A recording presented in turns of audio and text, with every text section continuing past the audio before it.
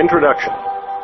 In 1968, shortly after winning the Pulitzer Prize for Literature, Will Durant and his wife Ariel consented to a television interview to be conducted in their home in Los Angeles, California. The interviewer, who fancied himself something of an intellectual, posed to Durant the following question. If I were to ask you to name the person who has most influenced our century, the 20th century, would it be Karl Marx? Durant paused for a moment, and then replied, well, if you use the word in its largest sense, we would have to give the greatest share of influence to the technical inventors, to men like Edison. Doubtless the development of electricity has transformed the world even more than any Marxian propaganda. Then, if you think in terms of ideas, I think the influence of Darwin is still greater than the influence of Marx, but in a different field. The basic phenomenon of our time is not communism. It's the decline of religious belief, which has all sorts of effects on morals and even on politics, because religion has been a tool of politics. But today in Europe, it ceases to be a tool. It has very little influence in determining political decisions, whereas 500 years ago the Pope was superior in influence to any civil ruler on earth. Later, during the same interview, the interviewer turned to his subject and asked, Dr. Durant, of all the characters populating the story of civilization, whom would you have most liked to have known? Durant contemplated the question seriously, and then, poker-faced, replied, Madame de Pompadour. The interviewer was dumbfounded. Why is that? He asked. A twinkle came to Durant's eyes as he answered, well, she was beautiful, she was charming, she was luscious. What else do you want? I cite these two anecdotes not simply to reveal Durant's views on the influence of inventors and biologists on human history, nor even his tendency to use wit to disarm journalists who took themselves or their vocations too seriously. He once noted that humor is akin to philosophy, for they are both viewpoints born of a large perspective of life, but rather to show that his opinion on assessing the significance of individuals and events from human history was something that was constantly sought after, sometimes twice in the same interview. It is entirely understandable that Durant should find himself asked to answer such questions. Any time a man spends over half a century researching and writing an 11-volume integral history of civilization, it is natural that people are going to want to know what conclusions he has drawn from the enterprise, to know what eras, individuals, and achievements stood out in his mind as being the greatest or most significant. Who, for example, would Durant rate on his roll of honor of human thought as the greatest thinkers in human history? Who would he rate as the truly great poets, the ones that pluck notes upon heartstrings that continue to resonate hundreds and thousands of years after their passing? And what would be the absolute best books one should read in order to receive a meaningful and useful education? Over the course of Durant's career, he responded to the increasing public demand for such qualified assessments by putting pen to paper and crafting a series of essays containing his personal ranking of the 10 greatest thinkers, the 10 greatest poets, the 100 best books for an education, the 10 peaks of human progress, and 12 vital dates in world history. Certain of these essays were published in periodicals, others were presented as lectures to standing-room-only attendees. However, unless you happened to purchase those magazines, or were fortunate enough to attend one of those lectures, it would not have been possible to learn of his conclusions in these matters. Fortunately, all of these essays have been brought together in the greatest minds and ideas of all time. To formulate a ranking system and then apply it to such a broad array of human achievement is a difficult undertaking, to be sure, but Durant, as always, succeeds brilliantly. He not only presents compelling evidence for his selections, but also stimulates the reader to form his or her own opinions and to look beyond immediate surroundings and present culture and into a timeless realm, which he called the country of the mind. A sort of cerebral retirement home, wherein the heroes of our species dwell after having served their time and purpose in the respective eras, and where to be human is something to be lauded. Indeed, the title of the first chapter of this book serves to frame its very thesis, A Shameless Worship of Heroes. The philosophy that resonates from the pages of all of Durant's books, but most particularly in the greatest minds and ideas of all time, is unabashedly pro-human, and serves to underscore the splendor of our intellectual and artistic heritage. In fact, Durant was known as the gentle philosopher and the radical saint, as he always sought to report on the positive achievements in human events and history. In a sentence, Durant chose to illuminate with his pen the mountain peaks of greatness in our species' history. The Greatest Minds and Ideas of All Time is a book containing the absolute best of our heritage, passed on for the edification and benefit of future generations. Replete with Durant's renowned erudition, wit, and unique ability to explain the profoundest of events and ideas in simple and exciting terms. It is a book that serves both as a wonderful introduction to the writings of Will Durant and as a summing up, a quantification of genius, a travel guide to the must-see stops in the landscape of human history. In many respects, this book is a wonderful and logical companion volume to Durant's Heroes of History. Most notably, whereas Heroes of History is an overview of over 100 centuries of human achievement, The Greatest Minds and Ideas of All Time provides Durant's personal assessment of it. Moreover, The Greatest Minds and Ideas of All Time contains profiles of 3 individuals, Darwin, Keats, and Whitman, that had been intended for inclusion in the Heroes of History book, but owing to a series of personal calamities, culminating in Durant's death in 1981, were omitted from the text. Indeed, the intended final 2 chapters of Heroes, Durant's last book, would never be composed. Through prose that rises at times to the heights of poetry, The Greatest Minds and Ideas of All Time is an extension of Durant's long-standing invitation to enter the world of the best, and a means by which one can come to recognize and befriend genius. The dividends from such an enterprise are many, for as Durant once noted, "We cannot live long in that celestial realm of all genius without becoming a little finer than we were. And though we shall not find there the poignant delirium of youth, we shall know a lasting, gentle happiness, a profound delight, which time cannot take from us until it takes all." Chapter 1. A Shameless Worship of Heroes. Of the many ideals which in youth gave life a meaning and radiance missing from the chilly perspectives of middle age, one at least has remained with me as bright and satisfying as ever before: the shameless worship of heroes. In an age that would level everything and reverence nothing, I take my stand with Victorian Carlyle and light my candles like Mirandola before Plato's image at the shrines of great men.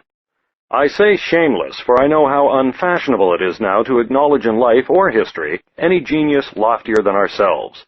Our democratic dogma has leveled not only all voters, but all leaders. We delight to show that living geniuses are only mediocrities, and that dead ones are myths. If we may believe historian H.G. Wells, Caesar was a numbskull and Napoleon a fool. Since it is contrary to good manners to exalt ourselves, we achieve the same result by slyly indicating how inferior are the great men of the earth. In some of us, perhaps, it is a noble and merciless asceticism, which would root out of our hearts the last vestige of worship and adoration, lest the old god should return and terrify us again. For my part, I cling to this final religion, and discover in it a content and stimulus more lasting than came from the devotional ecstasies of youth. How natural it seemed to greet the great Indian poet, Rabindranath Tagore, by that title which so long had been given him by his countrymen, Guru Deva, revered master. For why should we stand reverent before waterfalls and mountaintops, or a summer moon on a quiet sea, and not before the highest miracle of all, a man who is both great and good? So many of us are mere talents, clever children in the play of life, that when genius stands in our presence we can only bow down before it as an act of God, a continuance of creation. Such men are the very lifeblood of history, to which politics and industry are but frame and bones. Part cause of the dry scholasticism from which we were suffering when James Harvey Robinson summoned us to humanize our knowledge was a conception of history as an impersonal flow of figures and facts, in which genius played so inessential a role that histories prided themselves upon ignoring them. It was to Karl Marx above all that this theory of history was due. It was bound up with a view of life that distrusted the exceptional man, envied superior talent, and exalted the humble as the inheritors of the earth. In the end, men began to write history as if it had never been lived at all, as if no drama had ever walked through it, no comedies or tragedies of struggling or frustrated men. The vivid narratives of Gibbon and Taine gave way to ash heaps of irrelevant erudition, in which every fact was correct, documented, and dead. No, the real history of man is not in prices and wages, nor in elections and battles, nor in the even tenor of the common man. It is in the lasting contributions made by geniuses to the sum of human civilization and culture. The history of France is not, if one may say it with all courtesy, the history of the French people, the history of those nameless men and women who tilled the soil, cobbled the shoes, cut the cloth, and peddled the goods. For these things have been done everywhere and always. The history of France is the record of her exceptional men and women, her inventors, scientists, statesmen, poets, artists, musicians, philosophers, and saints, and of the additions which they made to the technology and wisdom, the artistry and decency of their people and mankind. And so with every country, so with the world. Its history is properly the history of its great men. What are the rest of us but willing brick and mortar in their hands, that they may make a race a little finer than ourselves? Therefore, I see history not as a dreary scene of politics and carnage, but as the struggle of man through genius with the obdurate inertia of matter and the baffling mystery of mind, the struggle to understand, control, and remake himself and the world. I see men standing on the edge of knowledge and holding the light a little farther ahead, men carving marble into forms ennobling men, men molding peoples into better instruments of greatness, men making a language of music and music out of language, men dreaming of finer lives and living them. Here is a process of creation more vivid than in any myth, a godliness more real than in any creed. To contemplate such men, to insinuate ourselves through study into some modest discipleship to them, to watch them at their work and warm ourselves at the fire that consumes them, this is to recapture some of the thrill that youth gave us when we thought, at the altar or in the confessional, that we were touching or hearing God. In that dreamy youth, we believed that life was evil, and that only death could usher us into paradise. We were wrong. Even now, while we live, we may enter it. Every great book, every work of revealing art, every record of a devoted life is a call and an open sesame to the Elysian fields. Too soon we extinguish the flame of our hope and our reverence. Let us change the icons and light the candles again. Chapter 2. The 10 Greatest Thinkers. What is thought? It baffles description because it includes everything through which it might be defined. It is the most immediate fact that we know and the last mystery of our being.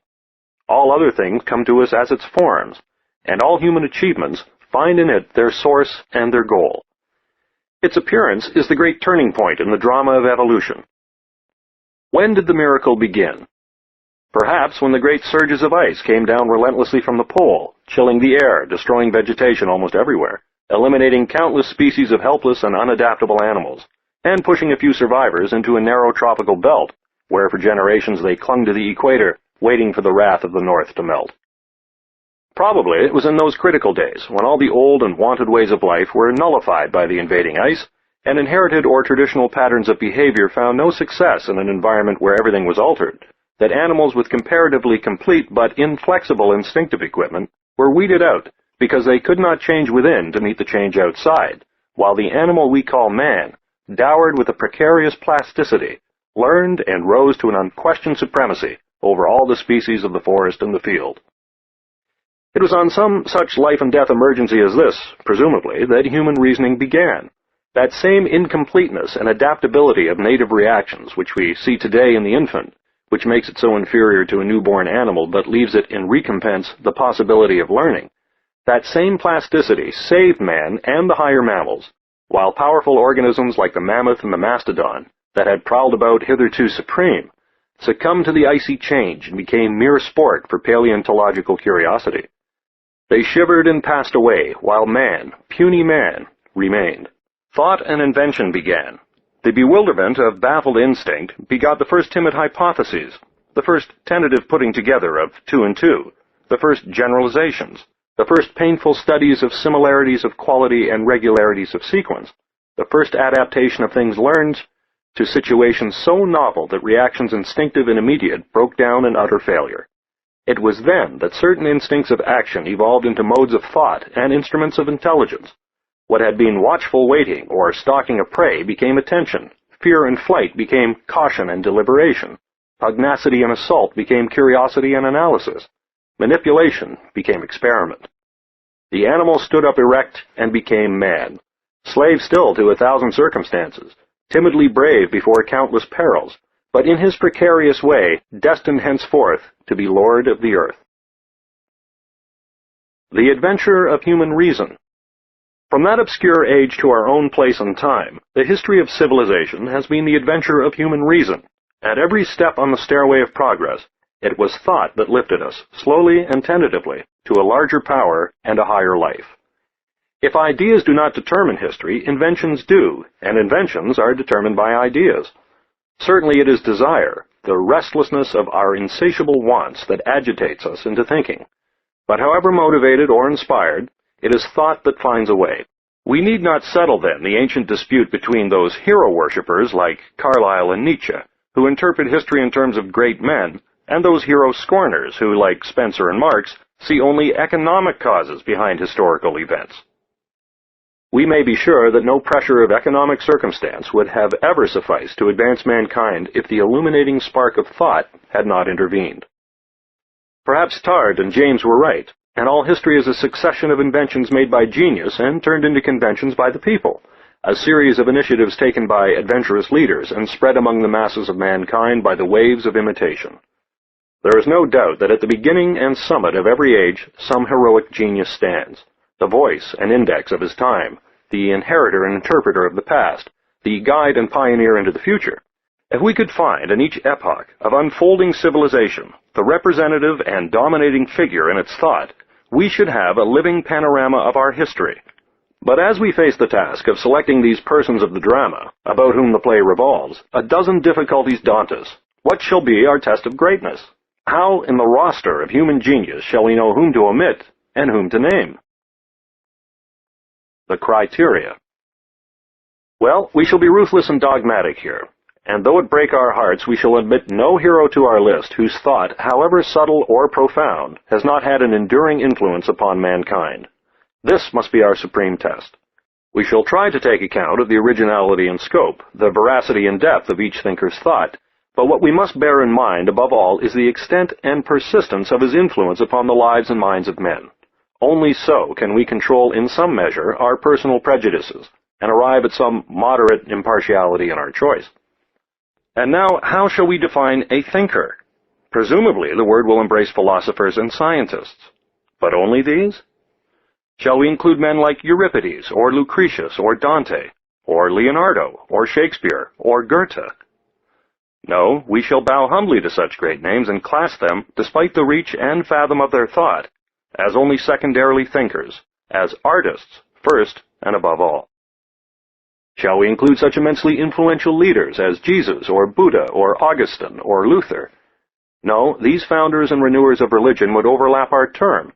It was not thought or reason, but feeling and noble passion, a mystic vision and an incorrigible faith that made them, from their little foot of earth, move the world. Shall we admit into our council of 10 those great men of action, whose names ring down the corridor of history, men like Pericles, or Alexander, or Caesar, or Charlemagne, or Cromwell, or Napoleon, or Lincoln? No, if we spread the word thinker to catch such heroes in its net, we shall deprive it of its distinctive meaning, and shall fail to catch the significance of thought. We must embrace within it philosophers and scientists alone. We shall seek for those men who, by their thinking, rather than by their action or their passion, have most influenced mankind. We shall search for them in the quiet places of the world, far from the madding crowd, in those obscure corners where great thoughts came to them, quote, as on doves' feet, close quote, and where for a moment they saw, as in a transfiguration, the countenance of truth. Who, then, shall be first? Number 1, Confucius. At once our doubts and quarrels begin. By what canon shall we include Confucius and omit Buddha and Christ? By this alone, that he was a moral philosopher rather than a preacher of religious faith, that his call to the noble life was based upon secular motives rather than upon supernatural considerations, that he far more resembles Socrates than Jesus. Born in 552 BC in an age of confusion, in which the old power and glory of China had passed into feudal disintegration and factional strife, Kung Fu undertook to restore health and order to his country. How? Let him speak. The illustrious ancients, when they wished to make clear and to propagate the highest virtues in the world, put their states in proper order. Before putting their states in proper order, they regulated their families. Before regulating their families, they cultivated their own selves. Before cultivating their own selves, they perfected their souls. Before perfecting their souls, they tried to be sincere in their thoughts. Before trying to be sincere in their thoughts, they extended to the utmost their knowledge. Such investigation of knowledge lay in the investigation of things, and in seeing them as they really were. When things were thus investigated, knowledge became complete. When knowledge was complete, their thoughts became sincere. When their thoughts were sincere, their souls became perfect. When their souls were perfect, their own selves became cultivated. When their selves were cultivated, their families became regulated. When their families were regulated, their states came to be put into proper order. When their states were in proper order, then the whole world became peaceful and happy. Here is a sound moral and political philosophy within the compass of a paragraph. It was a highly conservative system. It exalted manners and etiquette and scorned democracy. Despite its clear enunciation of the Golden Rule, it was nearer to Stoicism than to Christianity. A pupil having asked him, should one return good for evil, Confucius replied, quote, "With what then will you recompense kindness? Return good for good, and for evil, justice." Close quote. He did not believe that all men were equal. It seemed to him that intelligence was not a universal gift. As his pupil Mencius put it, that whereby man differs from the lower animals is little. Most people throw it away. The greatest fortune of a people would be to keep ignorant persons from public office and secure their wisest men to rule them. A great city, Chengtu, took him at his word and made him magistrate. A marvelous reformation, we are told, ensued in the manners of the people. There was an end of crime. Dishonesty and dissoluteness hid their heads. Loyalty and good faith became the characteristic of the men, chastity and docility of the women. It is too good to be true, and probably it did not last very long. But even in his lifetime, Confucius's followers understood his greatness and foresaw the timeless influence he was to have in molding the courtesy and poise and placid wisdom of the Chinese. His disciples buried him with great pomp. A multitude of them built huts near his grave and remained there, mourning as for a father, for nearly 3 years. When all the others were gone, Si Kung, who had loved him beyond the rest, continued by the grave for 3 years more, alone. Number 2. Plato. And now we are faced with new problems. Whole civilizations confront us in which we can find no dominating name, no powerful secular personality voicing and forming his people with thought. It is so in India and among the Jews, and among the nomad races of Asia Minor's Fertile Crescent. We have a Buddha, an Isaiah, a Jesus, and a Mohammed, but we have no world scientist, no world philosopher. And in another case, perhaps the most lasting and marvelous civilization the world has ever known, we have 100 pharaohs and innumerable relics of a varied art. But no name stands out as that of one who brought the past into the perspective of wisdom and stamped his influence upon the intellectual development of his nation. We have to pass respectfully by these peoples and these centuries and consider the glory of Periclean Greece. Why do we love Plato? Because Plato himself was a lover, lover of comrades, lover of the intoxication of dialectical revelry, passionate seeker of the elusive reality behind thoughts and things.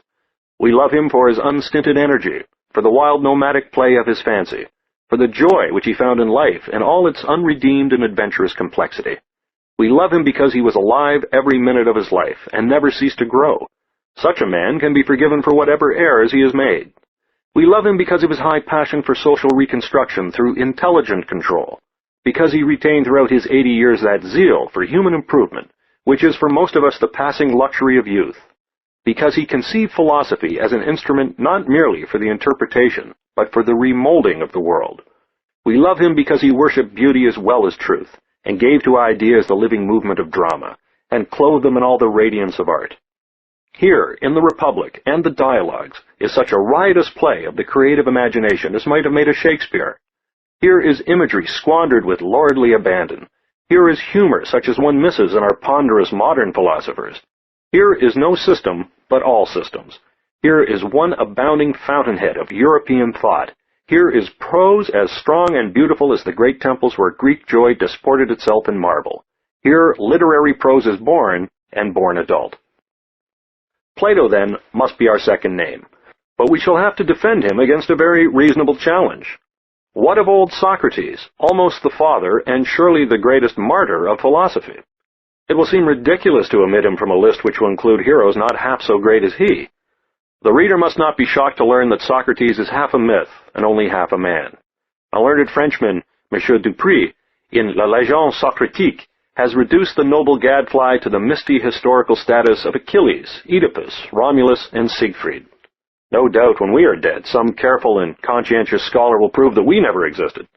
But we may be certain that in good measure Socrates owes his fame as a philosopher to the creative imagination of Plato, who used the magnificent idler as the mouthpiece of his views. How much of Plato-Socrates was Socrates, and how much of it was Plato, we shall probably never know. Let us take Plato as implying both. His dialogues are among the most precious possessions of mankind. Here, for the first time, philosophy took form, and by the very exuberance of youth, achieved a perfection unrivaled in after days. Do you wish to hear noble discourse of love and friendship? Read the Lysis, the Charmides, and the Phaedrus. Would you know what a great and tender soul, the Platonic Socrates, thought of another life? Read the Phaedo, whose final pages are one of the peaks in the history of prose. Are you interested in the puzzles of the mind, in the mystery of knowledge? Read the Parmenides and the Theaetetus. Are you interested in anything? Read the Republic. Here you shall find metaphysics, theology, ethics, psychology, theory of education, theory of statesmanship, theory of art. Here you shall find feminism and birth control, communism and socialism with all their virtues and their difficulties, eugenics and libertarian education, aristocracy and democracy, vitalism and psychoanalysis. What shall you not find here?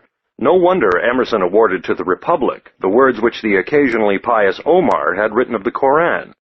Quote, "Burn the libraries, for their value is in this book." Close quote. As to Plato's influence, how can we doubt? Consider the academy which he founded, the first and longest-lived of the universities of the world. Consider the perpetual revival of Plato's philosophy from the Neoplatonists of Alexandria to the Cambridge Platonists of England. Consider the permeation of Christian theology with Platonic thought and symbolism, and the dominance of Plato in the culture of the earlier Middle Ages. Consider the enthusiastic Platonism of the Renaissance, when Lorenzo's table recaptured some of the glory of the symposium, and Pico della Mirandola burned candles devoutly before the master's image. Consider that at this moment, in 100 countries and 1,000 cities, 100,000 students, young and old, are absorbed in the Republic or the Dialogues, are being slowly and gratefully molded into a sensitive wisdom by the ardor and subtlety of Plato. Here is an immortality of the soul, which makes almost insignificant the passing of the flesh. Number 3. Aristotle. All the world would agree that Aristotle must be in our list. The Middle Ages called him the philosopher, as if to say that he embodied the type at the summit of its perfection. It is not that we love him. The text he has left behind him expounds so monotonously a passionless moderation that after feeling the radiance of Plato we freeze at the touch of the Stagirite's tempered mind. But it is unfair to rate him by his books. We know now that they were but hasty notes made sometimes by himself, sometimes by his students, for the guidance or remembrance of his lectures. It would be absurd to judge him by comparing these technical fragments with the vivid dialogues through which Plato won for the first time a public audience for philosophy. But let us once overcome this barrier of scholastic terminology and scornfully concentrated thought, and we shall find ourselves in the presence of an intellect of almost unbelievable depth and range. Here is a circumnavigation of the globe such as no mind has accomplished since. Here, every problem in science and philosophy has its consideration, its illumination, and a defensible solution.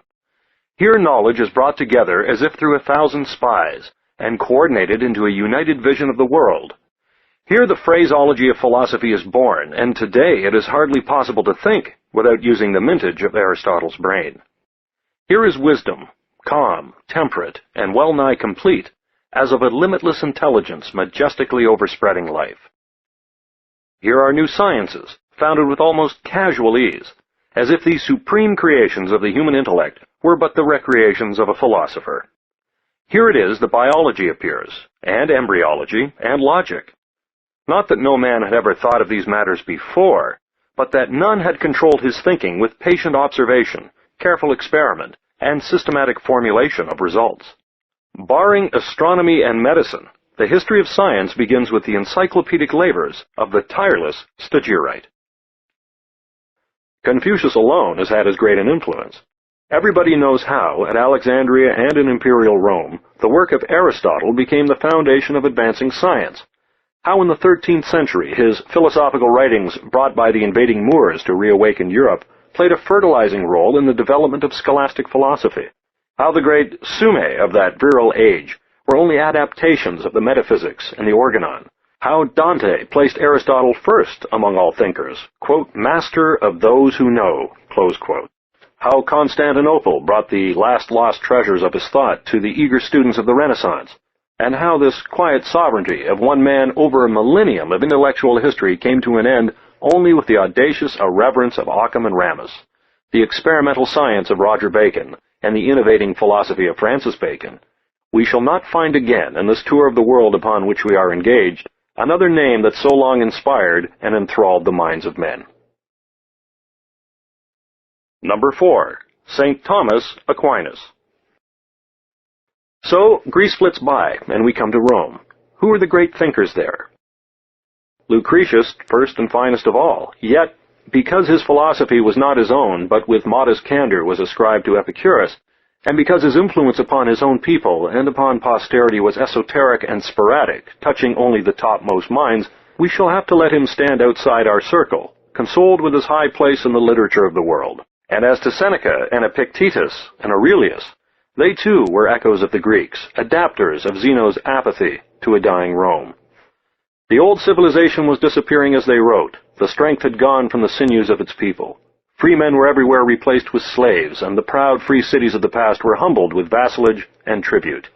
The master class divided into wastrel Epicureans or Spartan Stoics, too militantly stern to indulge in the delights of philosophy. Suddenly the ancient edifice collapsed, and European civilization lay in ruins. It began again when the Church healed the strife of factions with the mystic authority of the Word, and brought men back from the battlefields to a settled life. The emperors passed, the popes remained. The legions marched no longer, but the monks and missionaries of the rising faith created quietly a new order in which thought could grow once more. How long and dreary was that second adolescence of the conscious European mind! Even today we are so precariously established in enlightenment that we can yet feel, as if in memory, the fearful groping of those many years. And then trade grew. Towns graduated into cities, schools into universities. Again, it was possible for some portion of mankind to be freed from toil for the leisure and luxury of thought. Abelard stirred half a continent with his eloquence. Bonaventure and Anselm laid down in majestic theology the rationale of medieval faith. When the work of preparation was complete, another Aristotle came, St. Thomas of Aquino, a man who took the universe for his specialty and flung a frail bridge of reason across the chasms between knowledge and belief. What Dante did to the hopes and fears of the Catholic Renaissance, Aquinas did for its thought, unifying knowledge, interpreting it, and focusing it all upon the great problems of life and death. The world does not follow him now, preferring a doubting Thomas to a dogmatic one. But there was a time when every intellect honored the angelic doctor, and every philosophy took his gigantic Summa as its premises. Even today, in 100 universities and 1,000 colleges, his thought is reverenced as still sounder than science, and his philosophy is the official system of the most powerful church in Christendom. We may not love him as we have loved the rebels and the martyrs of philosophy, but because of his modest supremacy in a great century, and his vast influence upon millions and millions of mankind, we must make a place for him in our litany of thought. No doubt some hearts will break at this selection, including the author's own. There are so many other names that one might here invoke more lovingly than Thomas's, names far more congenial to the modern world, names like Spinoza or Nietzsche, for which one may have passionate affection rather than mere intellectual respect.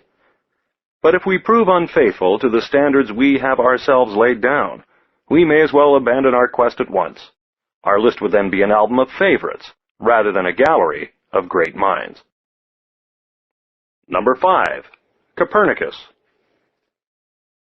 And then came a voice out of Poland saying that this earth, footstool of God and home of his redeeming pilgrimage, was a minor satellite of a minor sun. It seems so simple a thing to say. We cannot be moved to fear or wonder by it now. We take it for granted that this soil on which we stand is a passing thing, transiently compact of elements that will disintegrate and leave not a rack behind. But to the medieval world, whose whole philosophy had rested on the neighborly nearness of earth and God, on the constant moral solicitude of the deity for man, this new astronomy was an atheistic blasphemy, a ruthless blow that seemed to overthrow the Jacob's ladder which faith had built between angels and men. Copernicus's book, On the Revolutions of the Celestial Orbs, was well named, for no book in history has created a greater revolution. That pious Polish monk sitting patiently before the baffling stars, had meant no harm. He had no suspicion of the bearings of his thought on the future of belief. He had lost himself in the search for knowledge. He was sure that all truth must be good and beautiful, and would make men free. And so, by the magic of his mathematics, he transformed a geocentric and anthropocentric universe, a world that revolved about the Earth and man, into a kaleidoscope of planets and stars, in which the Earth seemed but a moment's precipitation of a floating nebula. Everything was changed, distances, significances, destinies. And God, who had been closer than hands and feet, who had seemed to inhabit the friendly and flowing clouds, disappeared into the far reaches of an illimitable space. It was as if the walls of a man's house had been torn down by some blind and angry wind, leaving him unsheltered in the darkness of infinity. We do not know how profound a thinker Copernicus was, except through this immeasurable influence of his work. With him, modernity begins. With him, secularism begins. With him, reason makes its French Revolution against a faith immemorially enthroned, and man commences his long effort to rebuild, with thought, the shattered palace of his dreams. Heaven becomes mere sky and space and nothingness, or it descends upon the earth and breeds visions of utopia in the hungry hearts of men who had once hoped for paradise. It was, as in the fable Plato told, of the gods who had cared for man till he had come of age, and then had disappeared, leaving him to the devices of his own intelligence. It was as in the ancient savage days when the old man of the tribe drove the young men forth and bade them seek some other soil and raise upon it their own homes and their own happiness. With the Copernican revolution, man was compelled to become of age. Number 6. Sir Francis Bacon. He did not falter at this sudden maturity. On the contrary, the century that followed Copernicus was one of youthful audacity and courage in every field. Little vessels began to explore the now round and limited earth. Frail minds began to explore the intellectual globe, careless of dogma, unharassed by tradition, and never dreaming that mankind would fail. Oh, the zest of those bright Renaissance days, when the poverty of 1,000 years was almost forgotten, and the labor of 1,000 years had made men richer and bolder, scornful of barriers and bounds. The flash of those alert eyes, the rich blood in those strong frames, the warm color of their luxurious raiment, the spontaneous poetry of that impassioned speech, the creative, insatiable desires, the search and sweep and fearlessness of newly liberated minds. Shall we ever know such days again? Whom can we name as voice and symbol of that fermenting age? Leonardo? Painter, musician, sculptor, etcher, architect, anatomist, physiologist, physicist, inventor, engineer, chemist, astronomer, geologist, zoologist, botanist, geographer, mathematician, and philosopher. Alas, our definitions and criteria exclude him.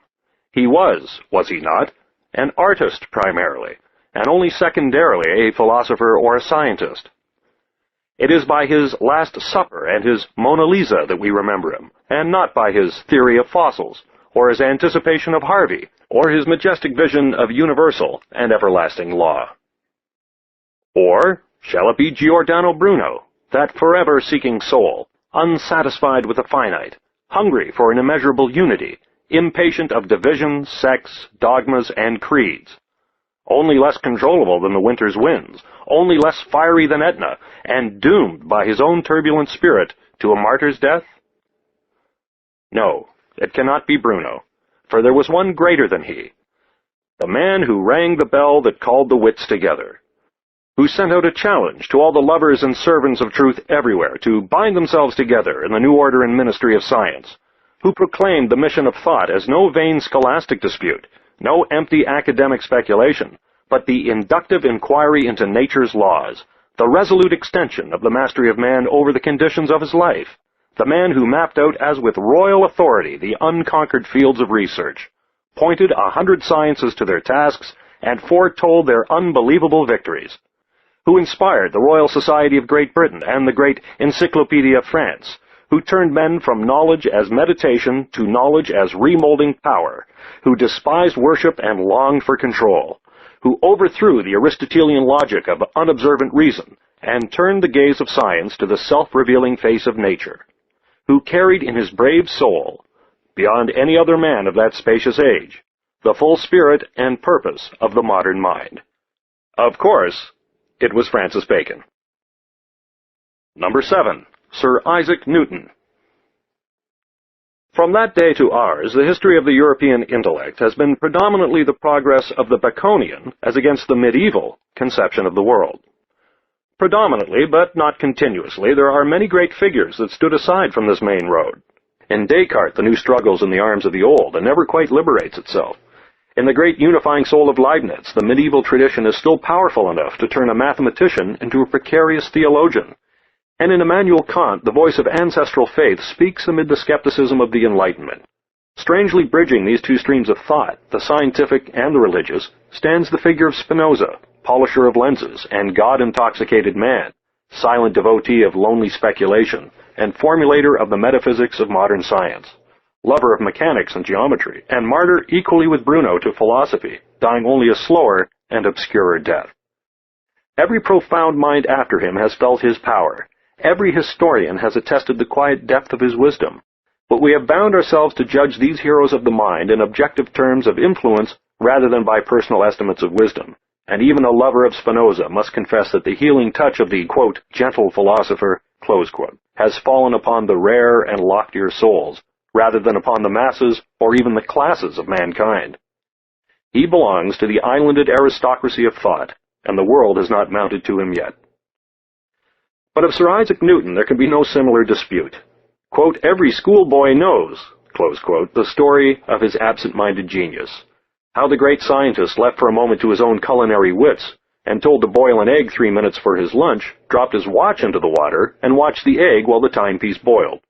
Or how the absorbed mathematician, going up to his room to change his clothes for dinner, undressed and went contentedly to bed. It would be sad if these delightful stories were not true. Not so many schoolboys know that Newton's Principia marked the quiet assumption by science of its now unchallenged mastery over modern thought. That the laws of motion and mechanics, as established by Newton, became the basis of all later practical advance. Of that recorded surface of the earth, and that extended and intenser life, which are the miracles of science in our day. The discovery of gravitation illuminated the whole world of astronomy, and brought the bright confusion of the stars into an almost organic unity. Quote, not long ago, close quote, said Voltaire, quote, a distinguished company were discussing the trite and frivolous question, close quote. Alas, this is an untimely quotation. Quote, who was the greatest man? Caesar, Alexander, Tamerlane, or Cromwell? Someone answered that without doubt it was Isaac Newton, and rightly, for it is to him who masters our minds by the force of truth, and not to those who enslave them by violence, that we owe our reverence. Close quote. Even in his lifetime, the world understood that Newton belonged to its heroes. Number 8. Voltaire. It was Voltaire who introduced to France the mechanics of Newton and the psychology of Locke, and thereby began the great age of the Enlightenment. It will shock scholastic minds to see Voltaire included among the supreme thinkers of mankind. They will protest that his thought was borrowed rather than original, and that his influence was immoral and destructive. But which of us is original, except in form? What idea can we conceive today that has not enjoyed in one garb or another a hoary antiquity of time? It is easier to be original in error than in truth, for every truth displaces 1,000 falsehoods. An honest philosopher will admit, like Santayana, that truth in its outlines is as old as Aristotle, and that all we need do today is to inform and vary the design with our transient needs. Did not Spinoza, profoundest of modern thinkers, take the essentials of his thought from Bruno, Maimonides, and Descartes? Did not Ramus defend, as his thesis for the doctorate, the modest proposition that everything in Aristotle is false, except that which he pilfered from Plato? And did not Plato, like Shakespeare, borrow lavishly from every store, making these stolen goods his own by transforming them with beauty? Granted that Voltaire, like Bacon, quote, lighted his candle at every man's torch, close quote, it remains that he made the torch burn so brightly that it enlightened all mankind. Things came to him dull, and he made them radiant. Things came to him obscure, and he cleansed and scoured them with clarity. Things came to him in useless scholastic dress, and he clothed them in such language that the whole world could understand and profit from them. Never did one man teach so many, or with such irresistible artistry? Was his influence destructive? Who shall say? Shall we abandon here the objectivity of judgment we proudly assumed, and reject the laughing philosopher of Ferney because his thought was different from our own? But here we have sacrificed Spinoza, though some of us swear by his philosophy. Sacrificed him because his influence has been, though deep, too narrowly confined. Evidently we must ask of Voltaire, not do we accept his conclusions, but did the world accept them? Did his thinking mold the educated humanity of his age and his posterity? It did. There can be little doubt of it. Louis XVI, seeing in his Temple prison the works of Voltaire and Rousseau, said, quote, "Those two men have destroyed France," close quote, meaning despotism. Perhaps the poor king did philosophy too much honor. Doubtless economic causes underlay the intellectual uprising that centered in Voltaire. But just as physiological decay leads to no action unless it sends its message of pain to consciousness, so the economic and political corruption of Bourbon France might have proceeded to utter national disintegration, had not 100 virile pens brought home the state of affairs to the conscience and consciousness of their country. And in that great task, Voltaire was commander-in-chief. All the rest willingly acknowledged his lead, and did his bidding proudly. Even the mighty Frederick greeted him as, quote, "the finest genius that the ages have borne," close quote. Beneath the recrudescence of ancient beliefs amid which we live, the influence of Voltaire quietly persists. As all Europe in his century bowed to the scepter of his pen, so the great leaders of the mind in later centuries have honored him as the fountainhead of intellectual enlightenment in our time. Nietzsche dedicated one of his books to him, and drank deeply at the Voltairean spring. Anatole France formed his thought, his wit, and his style on the 99 volumes which the great sage left behind him. And Brandeis, aged survivor of many a battle in the War of Liberation, gives some of his dying years to a forgivably idolatrous biography of the great emancipator of Ferney. When we forget to honor Voltaire, we shall be unworthy of freedom. Number 9. Immanuel Kant. Nevertheless, there was another side to this irrepressible conflict between simple faith and honest doubt. Something remained to be said for the creeds which the Enlightenment had apparently destroyed. Voltaire himself had retained a sincere belief in a personal deity, and had raised, quote, "to God," close quote, a pretty chapel at Ferney. But his followers had gone beyond him, and when he died, materialism had pursued every rival philosophy from the field. Now there are two modes of approach to an analysis of the world. We may begin with matter, and then we shall be forced to deduce from it all the mystery of mind, or we may begin with the mind, and then we shall be forced to look upon matter as merely a bundle of sensations. For how can we know matter except through our senses? And what is it then for us but our idea of it? Matter, as known to us, is but a form of mind. When Berkeley for the first time clearly announced this novel conclusion to the world, it made a stir among the pundits, and it seemed to offer a splendid exit from the infidelity of the Enlightenment. Here was a chance to reassert the primacy of mind, to reduce its threatening enemy to a mere province in its realm, and so to restore the philosophical basis of religious belief and immortal hope. The supreme figure in this idealistic development was Immanuel Kant, perfect archetype of the abstract philosopher. Kant, who traveled much in Königsberg, and from its promenaded streets saw the starry heavens melt into a half-unreal phenomenon, transfigured by perception into a subjective thing. It was Kant who labored best to rescue mind from matter, who argued so irrefutably, because so unintelligibly, against the uses of pure reason, and who, by the prestidigitation of his thought, brought back to life, magician-wise, the dear beliefs of the ancient faith. The world heard him gladly, for it felt that it could live by faith alone, and did not love a science that merely darkened its aspirations and destroyed its hopes. Throughout the 19th century, the influence of Kant grew, time and again. When rationalism and skepticism threatened the old citadels, men fled for strength and refuge back to Kant. Even so, matter-of-fact a man as Schopenhauer, and rabid a heretic as Nietzsche, accepted him, and looked upon his reduction of the world to mere appearance as the indispensable preliminary of every possible philosophy. So vital was Kant's work that in its outlines and its bases it remains to our own day unshaken and intact. Has not science itself, through Pearson, Mach, and Poincaré, admitted that all reality, all matter, all nature, with its laws, are but constructs of the mind, possibly, but never certainly known in their own elusive truth. Apparently, Kant had won the battle against materialism and atheism, and the world could hope again. Number 10. Charles Darwin. And then Darwin came, and the war waged anew. We cannot know now what Darwin's work may finally mean in the history of mankind, but it may well be that, for posterity, his name will stand as a turning point in the intellectual development of our Western civilization. If Darwin was wrong, the world may forget him, as it has almost forgotten Democritus and Anaxagoras. If he was right, men will have to date from 1859, the beginning of modern thought. For what did Darwin do but offer, quietly and with a disarming humility, a world picture totally different from that which had contended the mind of man before? We had supposed that it was a world of order, moving under divine guidance and omnipotent intelligence to a just and perfect fulfillment in which every virtue would find at last its fit reward. But Darwin, without attacking any creed, described what he had seen. Suddenly the world turned red, and nature, which had been so fair in the autumn's colors under the setting sun, seemed to be only a scene of slaughter and strife, in which birth was an accident, and only death a certainty. Nature became natural selection.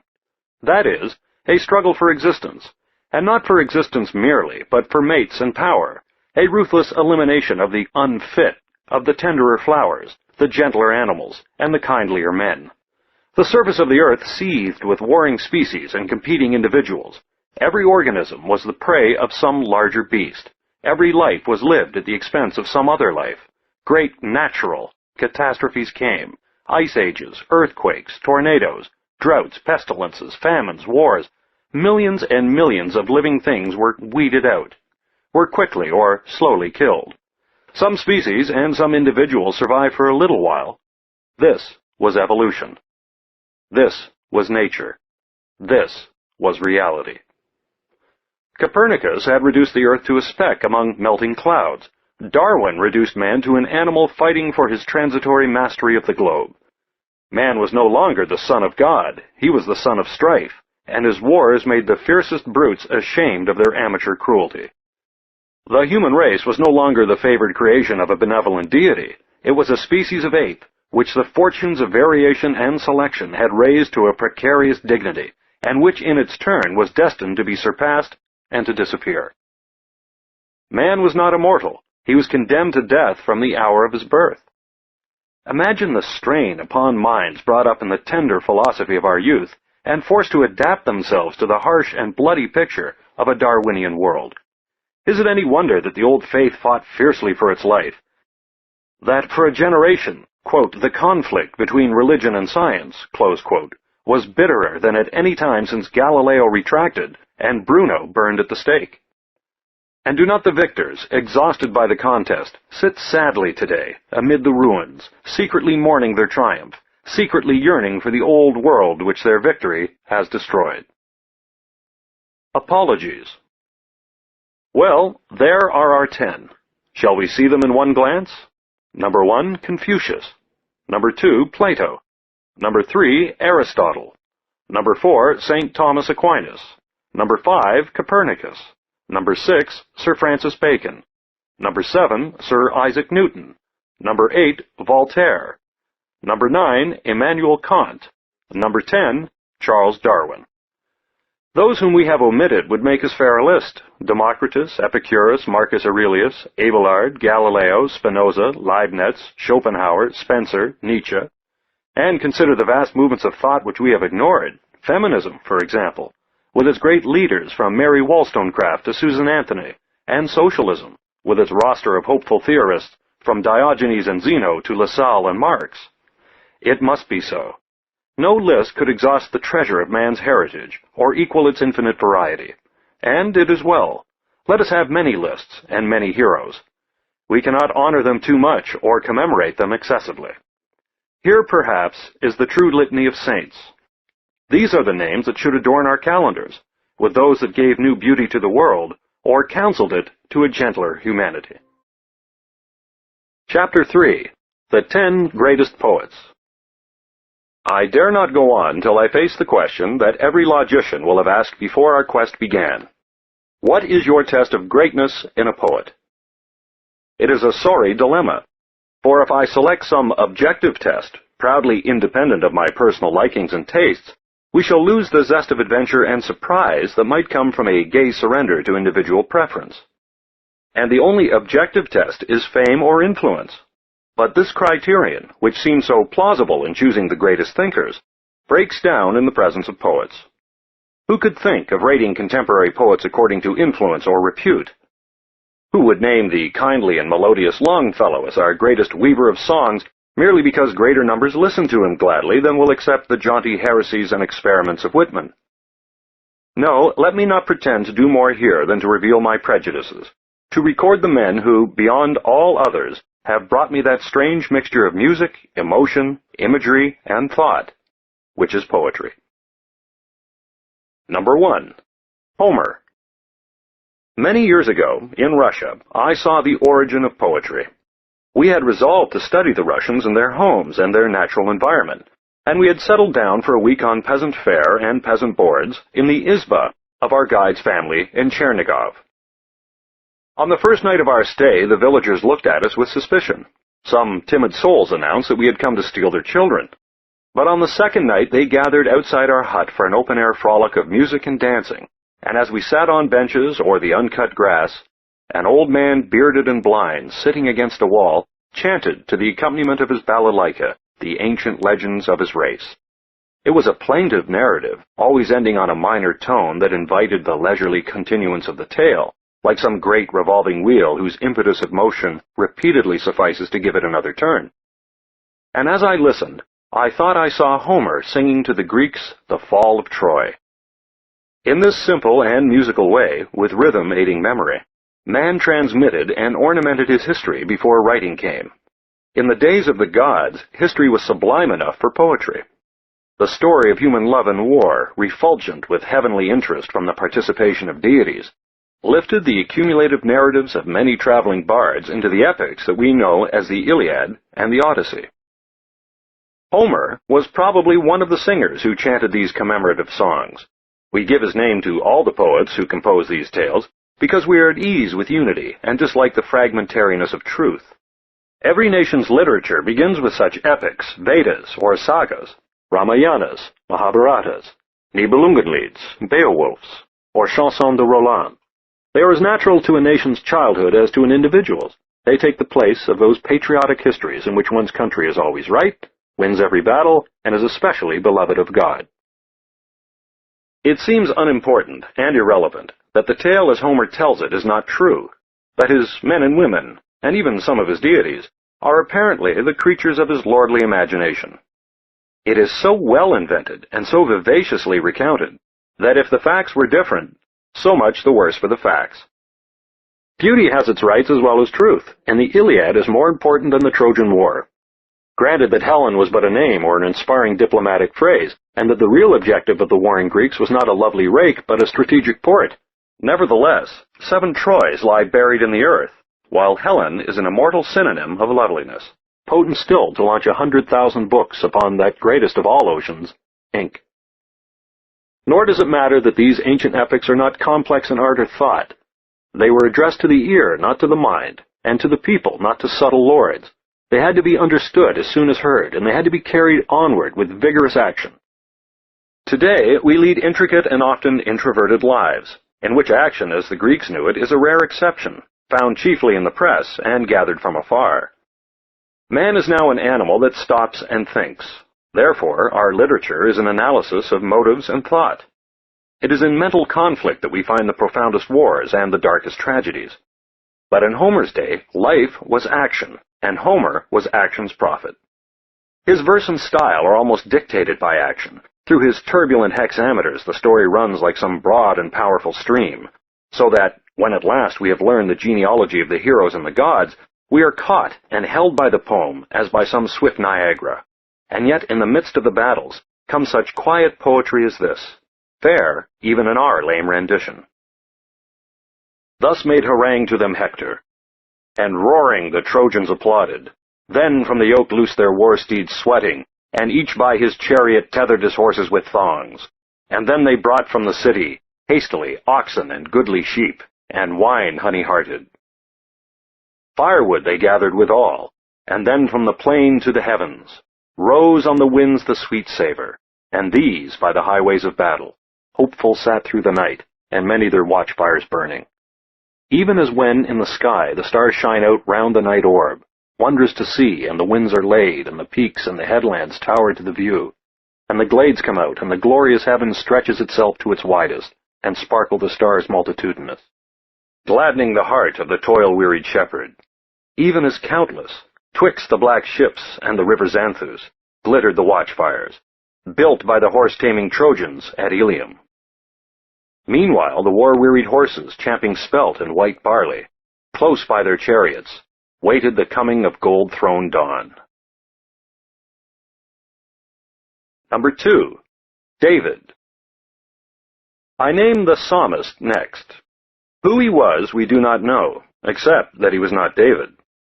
David was a fascinating brigand who made himself rich with robbery, usurped the throne of Saul, stole other men's wives, broke every commandment, and is honored by posterity as the pious author of the Psalms. But these, quote, songs of praise, close quote, were composed by many hands, and any hand but David's. They were accumulated through centuries by the priests of the temple at Jerusalem, and they were brought together only 150 years before Christ, nearly a millennium after David had ceased to be. No matter who wrote them or when, there they are, the profoundest lyrics in literature, so vivid with ecstasy that even those who doubt all dogmas feel in the blood a strange response to their music still. It is true that they complain too much, that they echo or anticipate Job's wonder why the just should suffer so while the ruthless prosper, that they conceive the deity in a narrow and nationalistic sense, that they beg too pugnaciously for the punishment of enemies, that they coax Jehovah with fulsome praise, reproach him for negligence, and in general picture the God of the Jews and the pilgrims as a commander-in-chief, mighty and terrible in war. And yet, amid these songs of battle, what tender lyrics of humility and sorrow. As for man, his days are as grass, as a flower in the field. So he flourisheth. For the wind passeth over it, and it is gone, and the place thereof shall know it no more. Never was religious feeling so powerfully or so beautifully expressed, with language that remains in English a model of simplicity, clarity, and strength, and in Hebrew rings out in full organ tones of majesty, with phrases that are part of the currency of our speech, out of the mouth of babes and sucklings, the apple of my eye, put not your trust in princes, with passion and imagery as rich as even the Orient can give.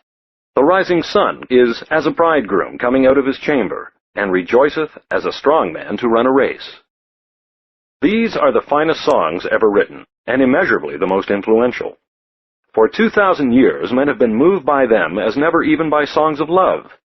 No wonder they were a solace to the Jews in suffering, and to the pioneers who made America.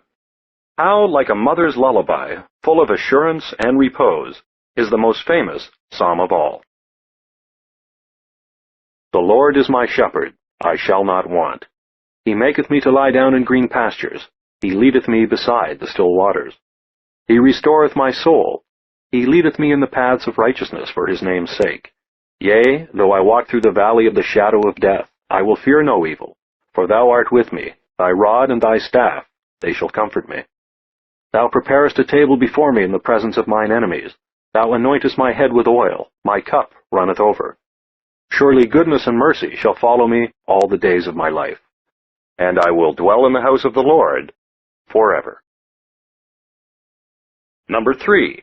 Euripides. And now we are back in Greece, seated in the theater of Dionysus, ready for Euripides. Row upon row of seats and stone semicircles, rising in widening sweep up the hill that bears on its peak the Parthenon. Restless on them sit 30,000 Athenians, loose-toed, passionate, talkative men, alive with feelings and ideas, the keenest audience that ever heard a poet or saw a play. Down toward the front, in chairs of carved and ornamented marble, are the officials of the city and the priests of the tragic god. At the foot of the great amphitheater is a small slab-paved stage. Behind it is the actor's booth, the skene, or scene. Above it all, nothing but the sky and the unfailing sun. Far down at the base of the hill, the blue Aegean smiles. It is the year 415 BC. Athens is deep in the Peloponnesian War, a war of Greek with Greek, shot through with all the ferocity of relatives. The reckless dramatist has chosen for his theme another war, the siege of Troy, and his friends, among whom is Socrates, who goes only to Euripides' plays, have whispered that it will reverse Homer and show the Trojan War from the viewpoint of the defeated and destroyed. Suddenly all is quiet. From the actor's booth a figure appears, representing the god of the sea, Poseidon. He stands uplifted by high shoes, speaks through a resounding mask, and intones the keynote of the play. How are ye blind, ye treaders down of cities, ye that cast temples to desolation and lay waste tombs, the untrodden sanctuaries where lie the ancient dead, yourselves so soon to die. Was it this prologue that Socrates, as story goes, applauded so long that the actor consented to repeat it? The Greeks have killed Hector and taken Troy, and Talthybius comes to take Hector's wife Andromache, his sister, the proud prophetess Cassandra, and his mother Hecuba, the white-haired queen, to serve as slaves and mistresses to the Greeks. Hecuba beats her head in grief and mourns. Beat, beat the crownless head, rend the cheek till the tears run red. A lying man and a pitiless shall be lord of me. Oh, I will think of things gone long ago, and weave them to a song. O thou whose wound was deepest, thou that my children keepest, Priam, Priam, O age-worn king, gather me where thou sleepest. Andromache tries to comfort her with the thought of suicide. O mother, having ears, hear thou this word, fear conquering, till thy heart as mine be stirred without joy. To die is only not to be. And I, long since I drew my bow straight at the heart of good fame, and I know my shaft hit. And for that I am the more fallen from peace. All that men praise us for, I loved for Hector's sake, and sought to win. I knew that always, be there hurt therein, or utter innocence to roam abroad, hath ill report for women. So I trod down the desire thereof, and walked my way in my own garden. And light words and gay parley of women never passed my door. The thoughts of mine own heart I crave no more. Spake with me, and I was happy. Constantly I brought fair silence and a tranquil eye for Hector's greeting, and watched well the way of living, where to guide and where obey. O my Hector best beloved, that being mine, wast all in all to me. My prince, my wise one, O my majesty of valiance, no man's touch should ever come near me, when thou from out my father's home didst lead me and make me thine, and thou art dead. And I war-flung to slavery and the bread of shame in Hellas over bitter seas. Hecuba reproves her, and suggests the hope that Hector's child, Astyanax, may someday restore his fallen city, but at that moment, Talthybius returns to say that the council of the Greeks, for the security of Hellas, has decided that Astyanax must be flung to his death from the walls of Troy. Andromache, holding the child in her arms, bids it farewell. Thou little thing, that curlest in my arms, what sweet scents cling around thy neck? Beloved, can it be all nothing, that this bosom cradled thee and fostered all the weary nights wherethrough I watched upon thy sickness till I grew wasted with watching? Kiss me, this one time, not ever again. Put up thine arms and climb about my neck, now kiss me lips to lips. O ye have found an anguish that outstrips all tortures of the east, ye gentle Greeks. Quick, take him, drag him, cast him from the wall, if cast ye will. Tear him, ye beasts, be swift. God hath undone me, and I cannot lift one hand to save my child from death. Menelaus enters, looking for Helen, and vowing to kill her on sight. But when she appears, proud and unafraid, still Dia Ganacon, goddess among women, he is drunk at once with her beauty, forgets to murder her, and bids his slaves place her, quote, in some chambered galley, where she may sail the seas, close quote. Then Talthybius returns, bearing the dead body of Hector's child. Hecuba swathes the mangled baby in burial robes, and speaks to it in lines realistic, even in their sentiment. Ah, what a death has found thee, little one! Ye tender arms, the same dear mould have ye as his, and dear proud lips so full of hope and closed forever. What false words ye said at daybreak when ye crept into my bed, called me kind names, and promised, Grandmother, when thou art dead I will cut close my hair, and lead out all the captains to ride by thy tomb. Why didst thou cheat me so? 'Tis I, old, homeless, childless, that for thee must shed cold tears, so young, so miserably dead. Dear God, the pattering welcomes of thy feet, the nursing in my lap, and oh, the sweet falling asleep together.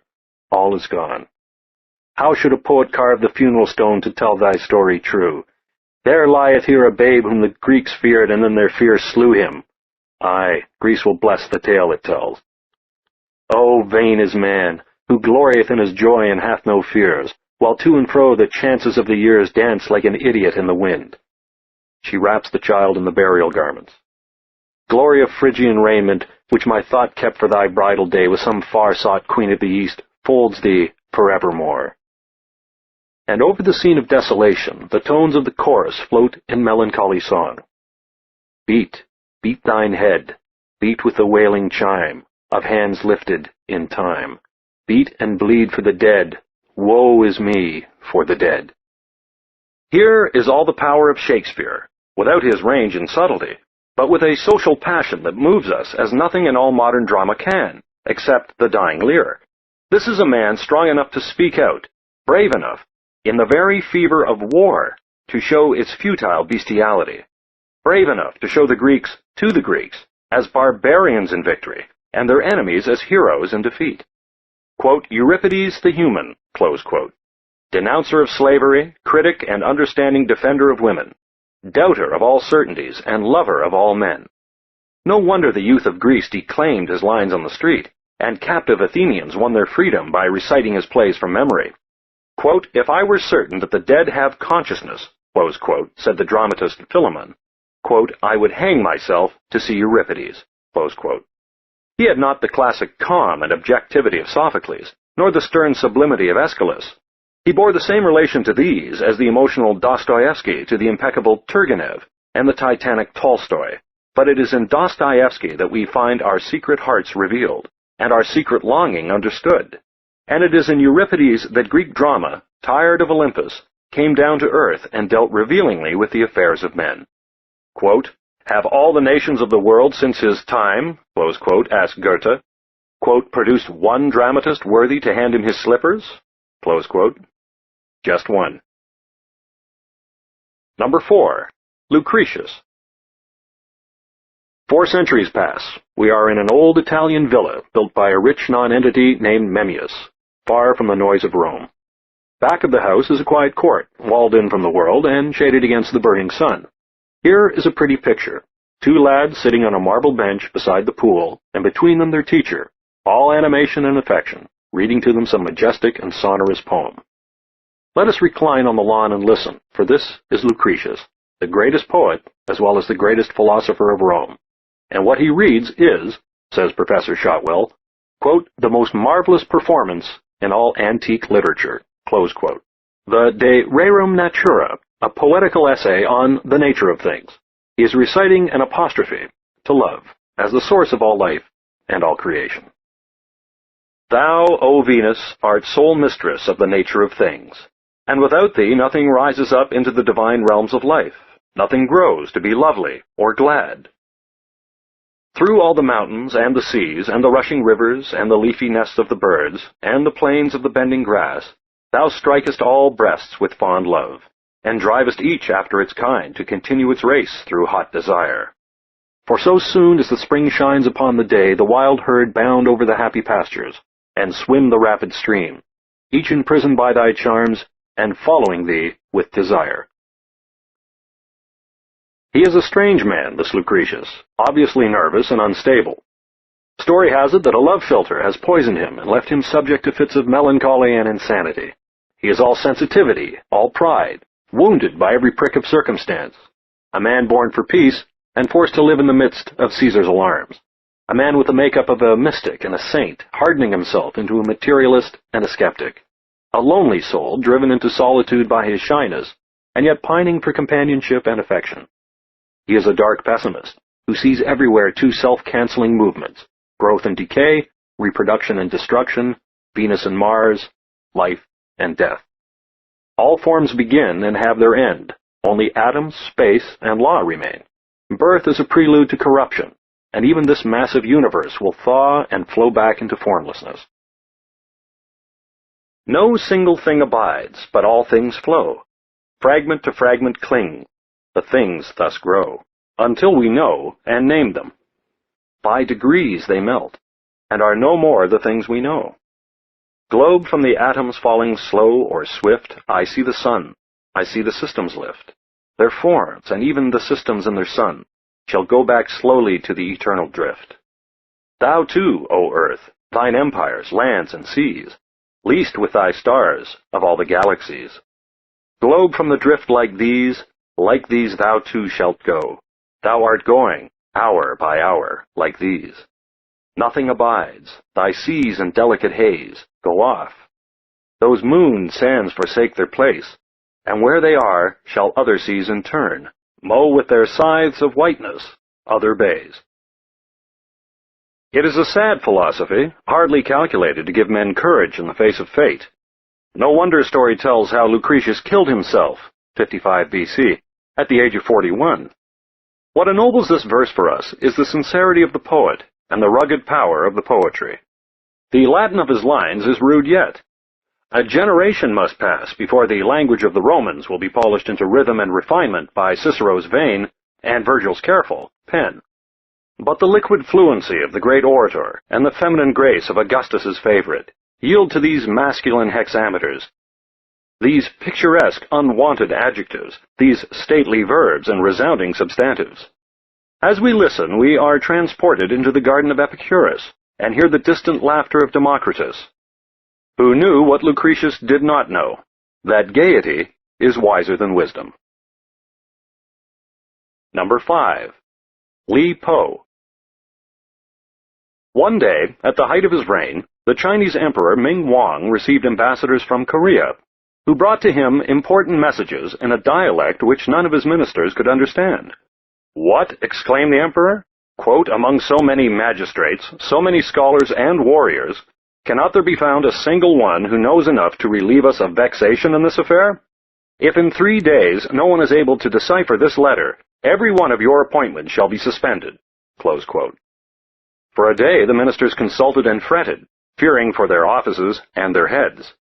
Then Minister Ho Chi Chang approached the throne and said, quote, "Your subject presumes to announce to your majesty that there is a poet of great merit called Li at his house, who is perfectly acquainted with more than one science.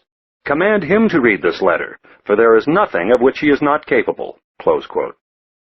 The emperor ordered Li to present himself at court immediately, but Li refused to come, saying that he could not possibly be worthy of the task since his essay had been rejected by the mandarins at the last examination. The emperor soothed him by conferring upon him the title and robes of a doctor of the first rank. Li came, found his examiners among the ministers, forced them to take off his boots, and then translated the documents, which announced that Korea proposed to make war for the recovery of its freedom. Having read the message, he dictated a learned and terrifying answer, which the emperor signed, almost believing Ho that Li was an angel descended from heaven. The Koreans sent tribute and apologies, and the emperor gave part of the tribute to Li. Li gave it to the innkeeper, for he loved wine. Li Tai Po, the Keats of China, had discovered the world in AD 701. Quote, "For 20 springs he lived among the clouds, loving leisure and enamored of the hills." Close quote. He grew in health and strength, and became practiced in the ways of love. Wine of the grapes, goblets of gold, and a pretty maid of Wu. She comes on pony-back, she is 15.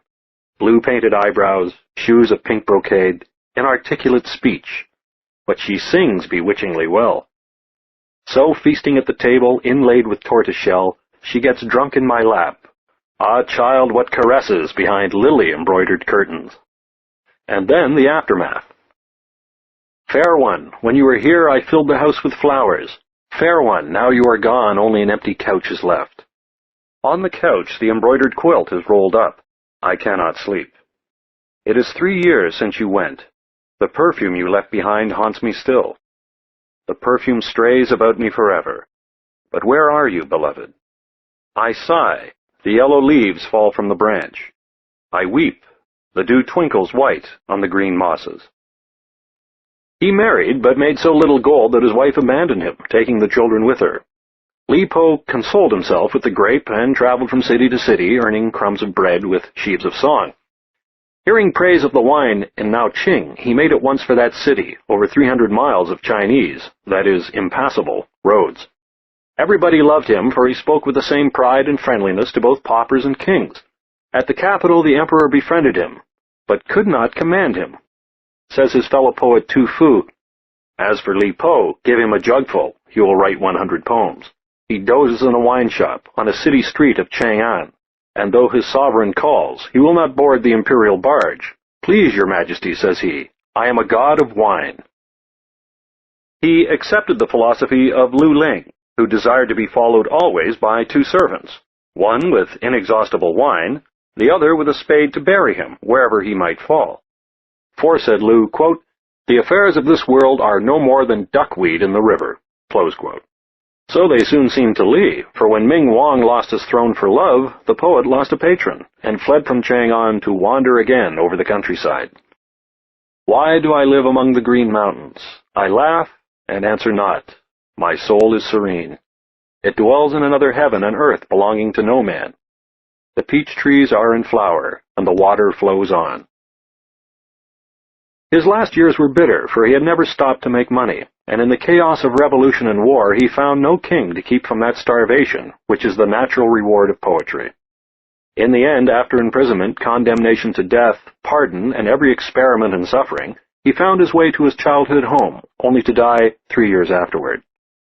Legend, unsatisfied with the common end for so extraordinary a soul, told how he was drowned in a river while attempting to embrace the water's reflection of the moon. Shall we have one more of his songs? "My ship is built of spicewood and has a rudder of Mulan. Musicians sit at the 2 ends with jeweled bamboo flutes and pipes of gold. What a pleasure it is, with a cask of sweet wine and singing girls beside me, to drift on the water hither and thither with the waves. I am happier than the fairy of the air who rode on his yellow crane, and free as the merman who followed the seagulls aimlessly. Now with the strokes of my inspired pen I shake the 5 mountains. My poem is done. I laugh, and my delight is vaster than the sea. O deathless poetry, the songs of Chu Ping are ever glorious as the sun and moon, while the palaces and towers of the Chu kings have vanished from the hills." Number 6. Dante. Europe was passing through her dark ages when China, in the Tang and Sung dynasties, quote, "undoubtedly stood at the very forefront of civilization, as the most powerful, the most enlightened, the most progressive, and the best governed empire on the face of the globe." Close quote, Murdoch. How slowly Europe recovered from her long nightmare of Roman degeneration and barbarian invasion. But at last new cities grew, new wealth and new poetry, from France to Persia and from Nizhny Novgorod to Lisbon. Reawakened trade brought forth the flowers of literature and art. In Naishapur, Omar the tent-maker sang his Rubaiyat of disillusioned joy. In Paris, Villon subtracted heads from bodies and added verse to verse. And in Florence, Dante met Beatrice, and was never the same again. See him, age 9, at a party, trying to hide in the midst of a multitude, conscious of every limb on his body, and of every eye and mind in the room, wincing at the thought that such a man is stronger, and such a girl too beautiful to notice him. Suddenly, Beatrice Portinari is before him, only a girl of 8, but at once he is in love with her, to the full depth of his adolescent soul. With a love too young to think of the flesh, and yet mature enough to be flooded with devotion. Quote, "At that instant, I say truly that the spirit of life, which dwells in the most secret chamber of the heart, began to tremble with such violence that it appeared fearfully in the least pulses, and trembling said these words, 'Behold a God stronger than I, who coming shall rule over me.'" Close quote. So he writes years later, in an idealized account, "For nothing in memory is ever so sweet as first love." And he goes on, "My soul was wholly given over to the thought of this most gentle lady, whereby in brief time I fell into so frail and feeble a condition that my appearance was grievous to many of my friends. And many sought to know from me that which I wished to conceal. But I, perceiving their questioning, answered that it was love that had brought me to this pass. I spoke of love because I bore on my face so many signs that this could not be concealed. But when they asked me, 'For whom has love thus wasted thee?'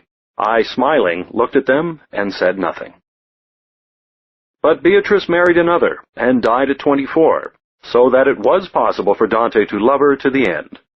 To make this love doubly sure, he married Gemma de Donati, and had by her 4 children and many quarrels. He could never quite forget the face of the girl who had died before time could efface her beauty, or realized desire could dull the edge of imagery.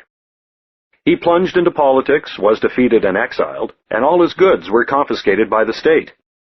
After 15 years of poverty and wandering, he received intimation that he might be reinstated in all his rights of citizenship and property if he would pay a fine to Florence and undergo the humiliating ceremony of oblation at the altar as a released prisoner. He refused with the pride of a poet.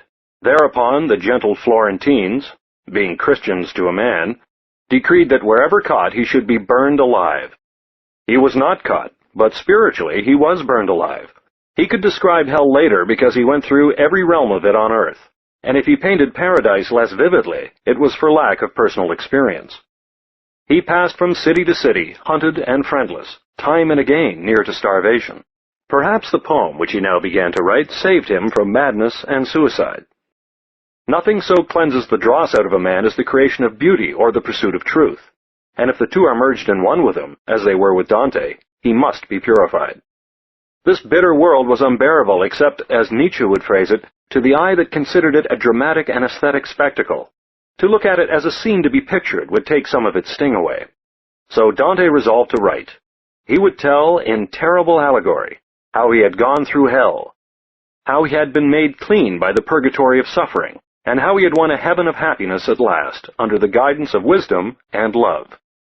And so, aged 45, he set his hand to The Divine Comedy, the greatest poem of modern times. Quote, "In the midway of this our life," close quote, he tells us, he stumbled through a dark forest, and then, led by Virgil, found himself before the gates of hell, reading their dour inscription, "All hope abandon ye who enter here." In the Italian, "Lasciate ogni speranza voi contrate." It sounds like a racking of limbs, a tearing of flesh, and a gnashing of teeth on edge. He tells how he saw all the philosophers gathered in hell, and heard Francisca de Rimini recount her love and death with Paolo, and how from these scenes of torment he passed with Virgil to purgatory, and then with Beatrice to guide him into heaven. It would not have been medieval had it not been an allegory.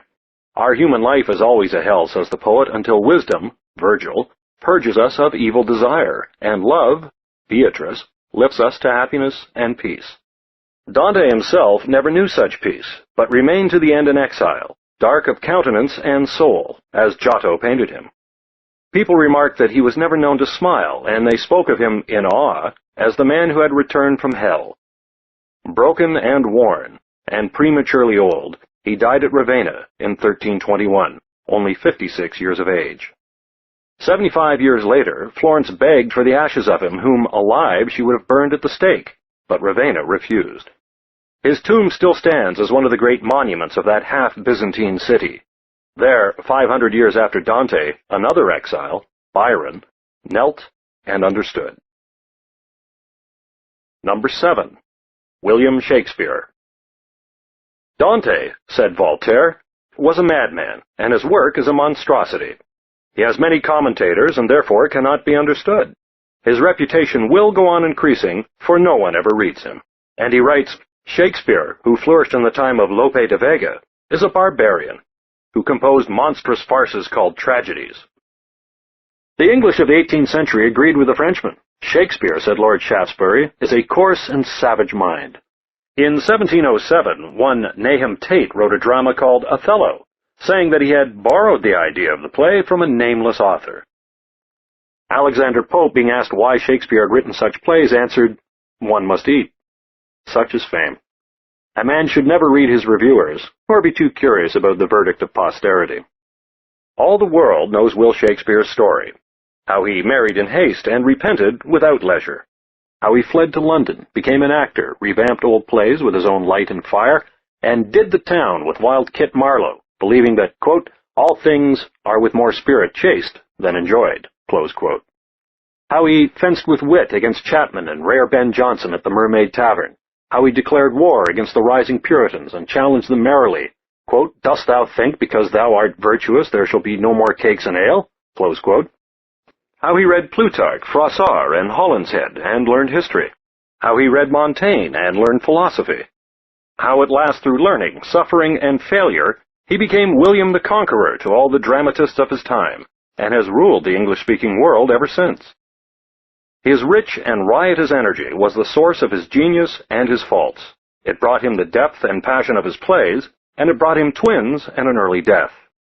He could not even go home to Stratford without doing mischief on the way, for always he stopped at Mrs. Davenant's Inn at Oxford. Streetford and Oxford were fording places on the stagecoach route to Ireland. And finally left behind him there a young William Davenant, who became a minor poet and never complained of his paternity. Once the boy was running to the inn when a wit stopped him with a query whither he was bound. Quote, "To see my godfather, William Shakespeare," close quote, replied the lad. "My boy," said the wit, "do not take God's name in vain." Invited to present plays at court, he basked for a time in the sunshine of fair ladies and brave men, and fell madly in love with Mary Fitton, or some other dark lady of some other name. Dame Quickly and Doll Tearsheet disappeared from his plays, and stately Portia entered. His soul bubbled over with romance and comedy, and his spirit frolicked in creating Viola and Rosalind and Ariel. But love is never quite content. In its secret heart is a poisonous anxiety, a premonition of alienation and decay. "Love," says Rosalind, "is merely a madness, and I tell you deserves a dark house and a whip as madmen do. By heaven," says Byron, "I do love, and it hath taught me melancholy."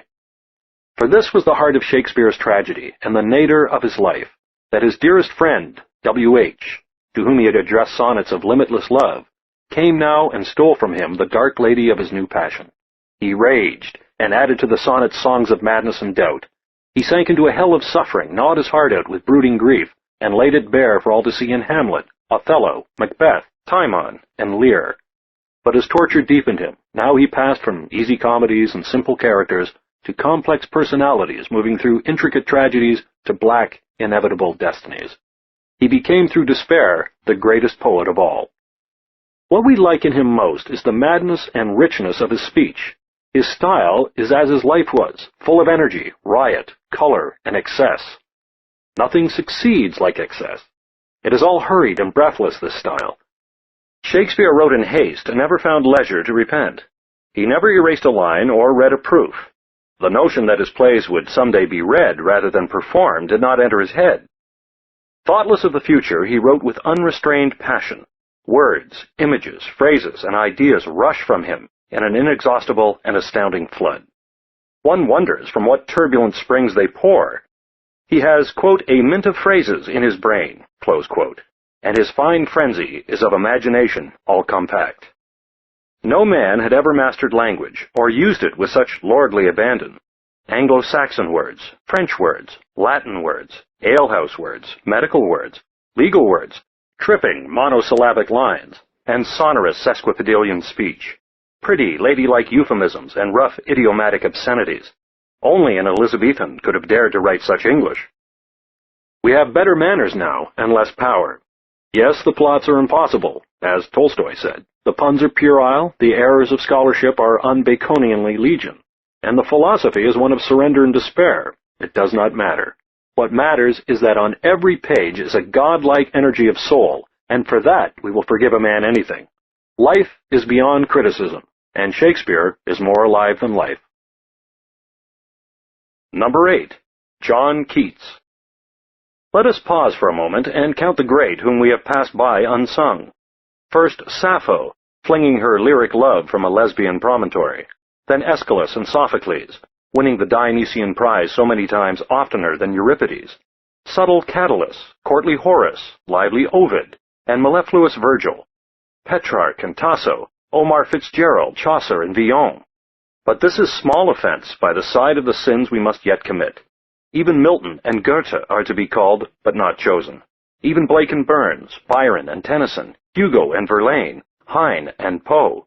Heine, the imp of verse, and Poe, the better half of poetry. To leave them out seems unforgivable. Tennyson, whose every song was beautiful, and Byron, whose very life was a lyric tragedy. Who are the greater ones for whom these must make way? Worse yet, not to take Milton in, who wrote like princes, potentates, and powers, and made English to thunder and blare like the Hebrew of Isaiah. Worst of all, to leave Goethe aside, the very soul of Germany, who wrote in his youth like Heine, in his maturity like Euripides, and in his old age like a Gothic cathedral, confused and endlessly surprising. What good German, or good European, will put up with this? Never mind. Let us sin bravely and name not the philosopher Goethe, but the poet John Keats. Stricken down with consumption in 1819, Keats, after weeks in bed, wrote to Fanny Brawne, quote, "Now I have had opportunities of passing nights anxious and awake. I have found thoughts obtrude upon me. If I should die, I said to myself, I have left no immortal work behind me, nothing to make my friends proud of my memory. But I have loved the principle of beauty in all things, and if I had had time, I would have made myself remembered." Close quote. If I had had time, this is the tragedy of all great men. Keats never wrote anything of importance after that. Nevertheless, his friends are remembered because of him, and he has left behind him poems as immortal as English, and more perfect than Shakespeare. We shall say no more about him, but refresh ourselves with himself. He sings to the nightingale. "Darkling I listen, and for many a time I have been half in love with easeful death. Called him soft names in many amused rhyme. To take into the air my quiet breath, now more than ever seems it rich to die. To cease upon the midnight with no pain, while thou art pouring forth thy soul abroad in such an ecstasy. Still wouldst thou sing, and I have ears in vain, to thy high requiem become a sod." And this to melancholy. She dwells with beauty, beauty that must die, and joy, whose hand is ever at his lips, bidding adieu, and aching pleasure nigh. Turning to poison while the bee-mouth sips, aye, in the very temple of delight, veiled melancholy was her sovereign shrine. Though seen of none save him whose strenuous tongue can burst joy's grape against his palate fine, his soul shall taste the sadness of her might, and be among her cloudy trophies hung. He went from England to Italy, seeking the sun, but the storms of the sea racked his body, and the dust of the south did him no good. Time and again he spit up cupfuls of blood. He asked that letters from Fanny Brawne be kept from him. He could not bear to read them. He ceased to write to her or his friends. He had only to die. He tried to swallow poison, but Severn took it away from him. "The idea of death," said Severn, "seems his only comfort. He talks of it with delight. The thought of recovery is beyond everything dreadful to him. In the final days his mind grew to great quietness and peace. He dictated his epitaph, 'Here lies one whose name is writ in water.' Repeatedly he asked the doctor, 'When will this posthumous life of mine come to an end?' As the last struggle came, he said, 'Severn, lift me up, for I am dying. I shall die easy. Don't be frightened. Thank God it has come.' It was February 23rd, 1821, and he was 25 years old. If I had had time. Number 9. Percy Bysshe Shelley. When Shelley heard that Keats had died by tubercle bacilli and the Quarterly Review, he sank into a long seclusion and poured his wrath and grief into the greatest of English elegies, Adonais. He must have felt, with his feminine sensitivity to every wind of fate, how closely bound was his own destiny with that of Keats. How soon he, too, would fall defeated in the eternal war of poetry and fact. For Shelley, as Sir Henry Maine would have put it, had based his life and thought on the state of nature, on Rousseau's dream of a golden age in which all men had been or would be equal, and he was almost physiologically hostile to that historical method which balances ideals with realities and aspirations with history. He could not read history. It seemed to him an abominable record of miseries and crimes. In every age that he studied, he sought out not the actual conduct and vicissitudes of men, but their poetry and their religion, their ideal feelings and desires. He knew Aeschylus better than he knew Thucydides, and he forgot that in Aeschylus Prometheus was bound. What could be more certain than his suffering? He was as sensitive as his sensitive plant, subject like it to quick decay, while rougher fibers flourished and survived. He described himself through Julian as, quote, "me, who am as a nerve o'er which do creep the else unfelt oppressions of this earth," close quote. No one would have thought, seeing this delicate lad, never quite adult, that he had set all England fuming with his heresies.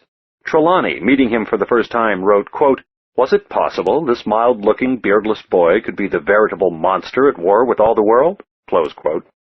Macready, the painter, said that he could not portray Shelley's face because it was, quote, "too beautiful," close quote, and too elusively so. The man's soul was elsewhere. No one was ever more completely or exclusively a poet. He is to poets what Spencer was before Shelley came, the very embodiment of all that poetry means. Poetry, he wrote in his famous defense, poetry and the principle of self, of which money is the visible incarnation, are the god and the mammon of the world.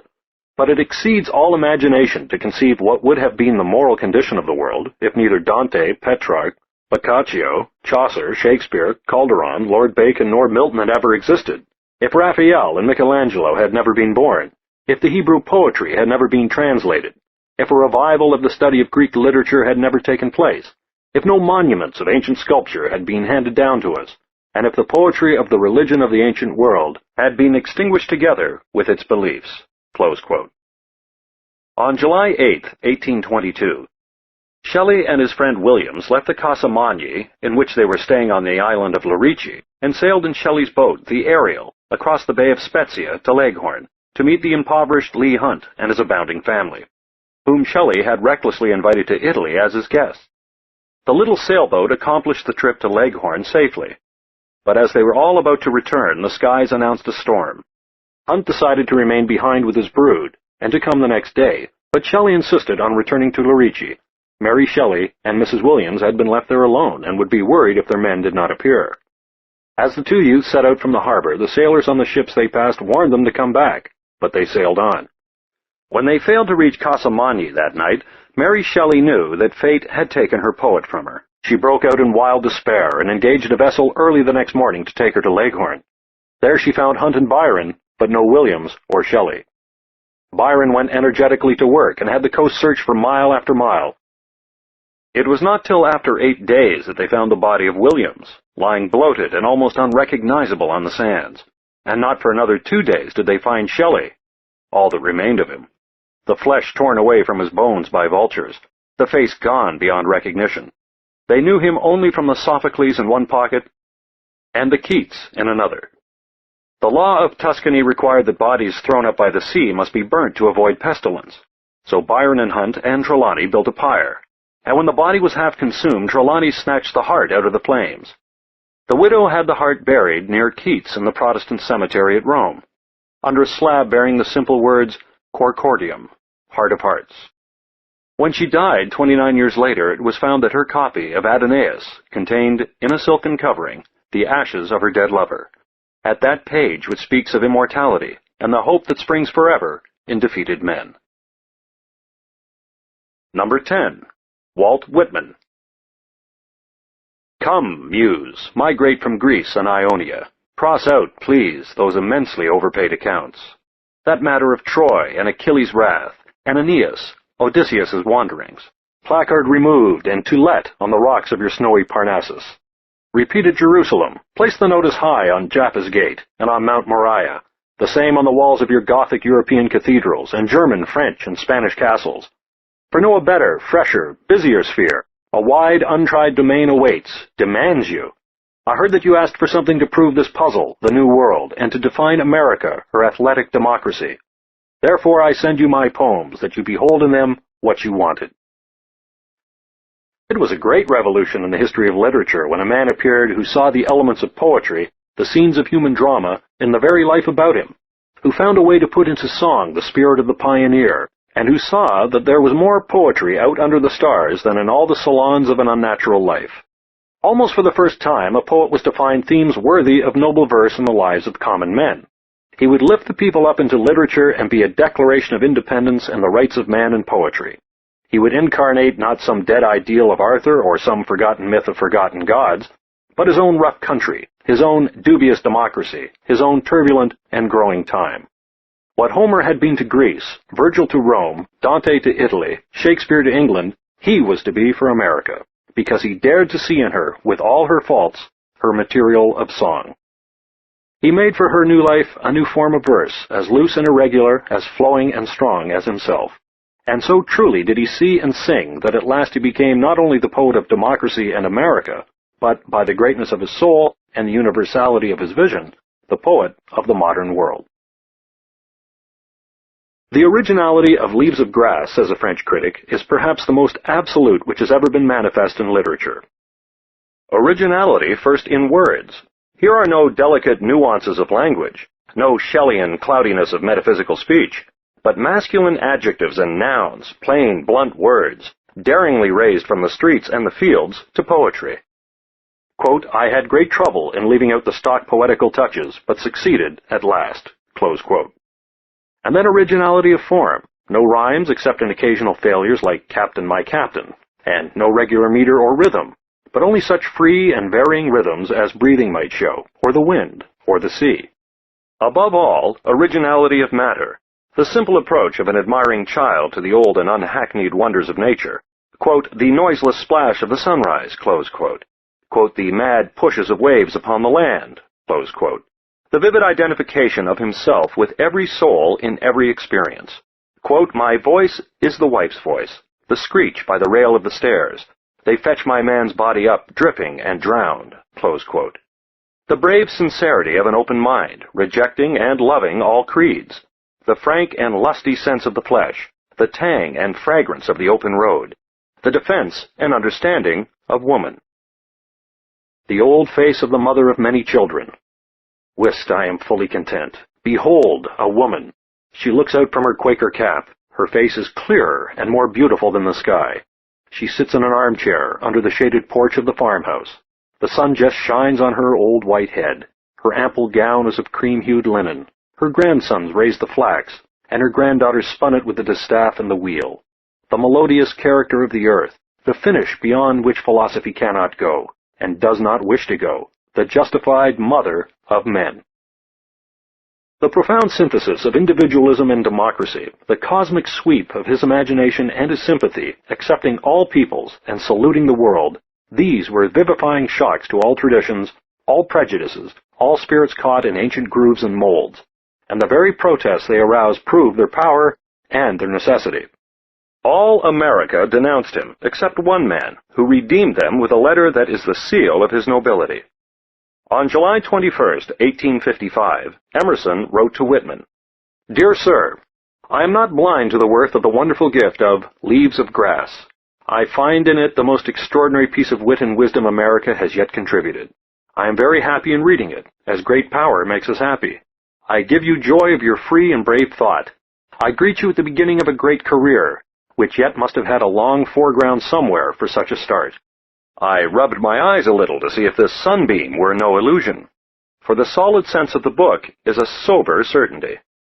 I wish to see my benefactor, and have felt very much like striking my tasks and visiting New York to pay you my respects. R. W. Emerson. Whitman is gone, but how lately? He lived when we were children. Even in our time, then, there can be giants, and even America, so crass and young, can produce a poet unique and among the best. Some months ago, I stood in his Camden home, where paralysis kept him an invalid for many years, and I mourned to see about me all these reminders that genius, too, must die. But then I took up his book, and read once more the lines that have always haunted me, lines that are here left as the parting word to haunt other memories endlessly. I depart as air, I shake my white locks at the runaway sun. I effuse my flesh in eddies, and drift it in lacy jags. I bequeath myself to the dirt, to grow from the grass I love. If you want me again, look for me under your boot soles. You will hardly know who I am, or what I mean. But I shall be good health to you nevertheless, and filter and fibre your blood. Failing to fetch me at first, keep encouraged. Missing me one place, search another. I stop somewhere, waiting for you. Chapter 4. The 100 Best Books for an Education. If I were rich, I would have many books, and I would pamper myself with bindings bright to the eye and soft to the touch, paper generously opaque, and type such as men design when printing was very young. I would dress my gods in leather and gold, and burn candles of worship before them at night, and string their names like beads on a rosary. I would have my library spacious and dark and cool, safe from alien sights and sounds, with slender casements opening on quiet fields, voluptuous chairs inviting communion and reverie, shaded lamps illuminating sanctuaries here and there, and every inch of the walls concealed with the mental heritage of our race. And there, at any hour, my hand or spirit would welcome my friends, if their souls were hungry and their hands were clean. In the center of that temple of my books, I would gather the 100 best of all the educative literature in the world. I picture to myself a massive redwood table worked out in loving detail by the artist who carved the wood for King Henry's Chapel at Westminster Abbey. I must be an old reactionary, for I abominate the hard materials that make our concrete homes and iron beds and desks today. And I find something organically responsive to my affection in everything made of wood. Along the center of the table would stand a glass case, protecting and yet revealing my 100 best. I picture my friends treated comfortably there, occasional hours of every week passing from volume to volume with loving leisureliness. Will you sit down with me? Perhaps you are a college graduate and are ready, then, to begin your education. Perhaps you have never had a chance to go to college and have never considered what else our children learn there except the latest morals.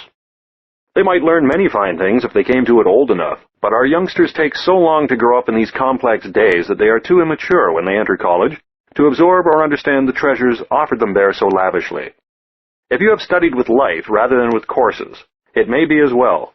The rough tutelage of reality has ripened you into some readiness to know great men. Here at this spacious table you will prepare yourself for membership in the International of the Mind. You will be friends with Plato and Leonardo, with Bacon and Montaigne, and when you have passed through that goodly company you will be fit for the fellowship of the finest leaders of your time and place. Can you spare an hour a day? Or if some days are too crowded with life and duty to give you leisure for these subtler things, can you atone for such bookless evenings by an extra hour or two on those Sunday mornings when the endless newspaper consumes you to no end? Let me have 7 hours a week, and I will make a scholar and a philosopher out of you. In 4 years you will be as well educated as any new-fledged doctor of philosophy in the land. But let us understand each other. You must not expect any material gain from this intimacy with great men. Some lucre may flow incidentally in later years from the maturity and background you will win, but these dividends, like those of the insurance companies, are not in any way guaranteed. Indeed, you will be losing time from your profession or your business. If you long for millions, you had better lay aside this map of the city of God and keep your nose to the earth. And there will be blocks along the line. Occasionally you will come to an obscure or lengthy book, a bad upgrade, and all your strength will have to be subpoenaed to your task. Remember that we are not making a list of the absolutely best 100 books, no list merely of the masterpieces of belles lettres. We are choosing those volumes that will do most to make a man educated. Since we wish to have orderly minds and to avoid the chaos of desultory reading, we shall want to begin at the beginning, even with the distant stars and the antique earth, and these beginnings will be the worst obstructions in our path. Initium dimidium facti, said the Romans. The start is half the deed.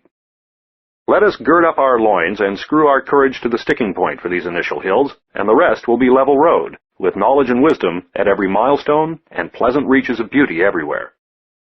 We want here not entertainment only, but education, and we want it in such order that the knowledge we win may fall into logical sequence in our memories, and give us at last that full perspective which is the source and summit of understanding.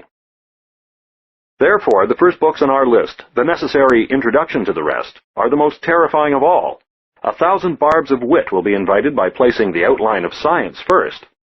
Alas, are we to be fed on predigested food in the fashion of an American breakfast? Worse still, the outline of history, bugbear of all proper historians, is fifth on our list. This is unforgivable. Let the critic control himself. He will soon see how far these books are used as substitutes, and how far is preparation for the best. At the cost of a little unpleasantness, we must make ourselves acquainted with the current scientific description of the world in which man has grown. We must have a little astronomical and biological background to give some modesty to our conception of the human race. We must learn the latest gossip about electrons and chromosomes, and look for a moment while physics and chemistry transform the world. And then, still as introductory, we pass to ourselves. It will not do to leave for the last some knowledge of the art of health. What if, after 4 years, we are learned in dyspeptic, philosophers in imagination, and ruins in the flesh?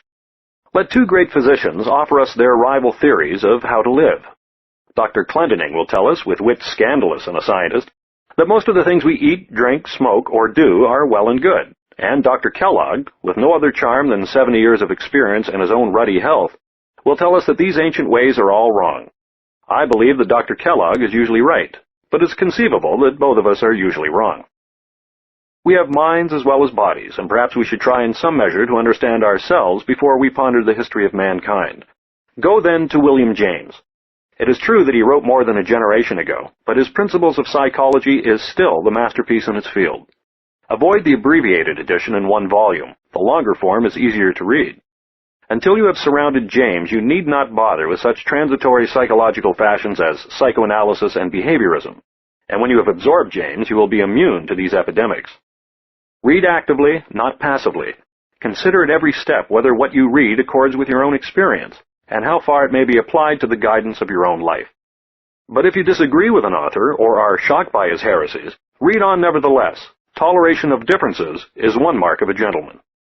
Make notes of all passages that offer help toward the reconstruction of your character, not someone else's character, or the achievement of your aims, and classify these notes in such a way that they may at any moment, and for any purpose, be ready to your hand. Take your time with these introductory books, for you must expect a long siege before you capture these obscure and lofty outworks of wisdom's citadel. If they burden your digestion, spice them with easier morsels from the list, Plutarch, for example, or Omar, or George Moore, or Rabelais, or Poe, numbers 16, 31, 32, 45, and 91. Indeed, most of the books in groups 10 and 11 will serve as hors d'oeuvres or relief when other volumes oppress you with their heaviness. Even Wells will prove a little dull at the outset. We grow a trifle weary of his reptiles and fishes, his Cro-Magnon and Neanderthal men. But we must climb up these geological periods, and wade through these paleontological remains and anthropological origins. We sharpen our teeth on these forbidding words. We take these difficulties by the bit, and harden ourselves for anything. If we are prosperous as well as brave, we shall buy a handy dictionary, such as Webster's Collegiate. Avoid vast dictionaries whose size discourage their use. And we shall adorn a wall with some spacious map of the world, so that new words and old places shall have some meaning for us. Once those Wellsian chapters are finished, Sumner's Folkways will be enticing dessert. No one had dreamed that a professor could make sociology so fascinating. Do you want to know how religion began and how it grew up from superstition to philosophy? Read Fraser's Golden Bough. Here a great scholar has brought together in one volume the lifelong researches for which the British government, honoring itself, made him a knight of the realm. Skip, if you will, learn the art of seizing out of every paragraph, usually near its beginning, the topical sentence, in which the author lays down the proposition which his paragraph hopes to prove. And if this thesis falls outside your use or interest, leap on to the next topic, or the next, until you feel that the author is talking to you. Once that knighted volume is finished, the heaviest part of your education is over. The rest will be an adventure with gods. Why is our list henceforth historically arranged? First, because it is well to study history as it was lived and made, taking all the activities of a civilization together, economic, social, political, scientific, philosophical, religious, literary, and artistic. In this way, we shall see every work of literature, philosophy, or art in its proper place, and better understand its origin and significance. Perspective is all. Second, because this arrangement will let the most delightful and entertaining masterpieces alternate with ponderous instructive tomes. It will be an aid to digestion. So after a little more of Wells and Breasted's perfect chapter on Egypt in that excellent history of Europe, The Human Adventure, we shall find welcome diversion in Brian Brown's selection of bits of wisdom from Confucius, Lao Tzu, and Mencius. And the unequaled simplicity and beauty of the Bible will atone for For's dithyrambics on art and Dr. Williams' meaty History of Science. If you cannot secure this rare and excellent work, use Dampier-Wetman's History of Science, or Ginsberg's The Adventure of Science. By these rough seas we come at last to the Isles of Greece. Here is genius almost too abundant.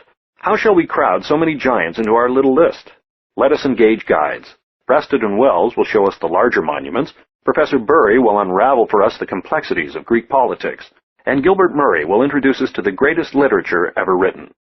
And then the geniuses themselves, Herodotus with his delightful stories, not always true, Thucydides with his realistic thinking and his classic style.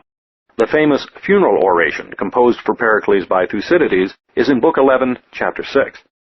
Plutarch with biographies that will make the names in Bury live on the stage of our memories. Homer with his lilting song of gods and heroes, of Helen and Penelope. Aeschylus the mighty with his picture of Prometheus chained and unrepentant, the very symbol of genius punished for advancing the race. Sophocles with a gentle wisdom won from suffering, and Euripides the human, mourning the misfortunes of his enemies, and at last forgiving even the gods.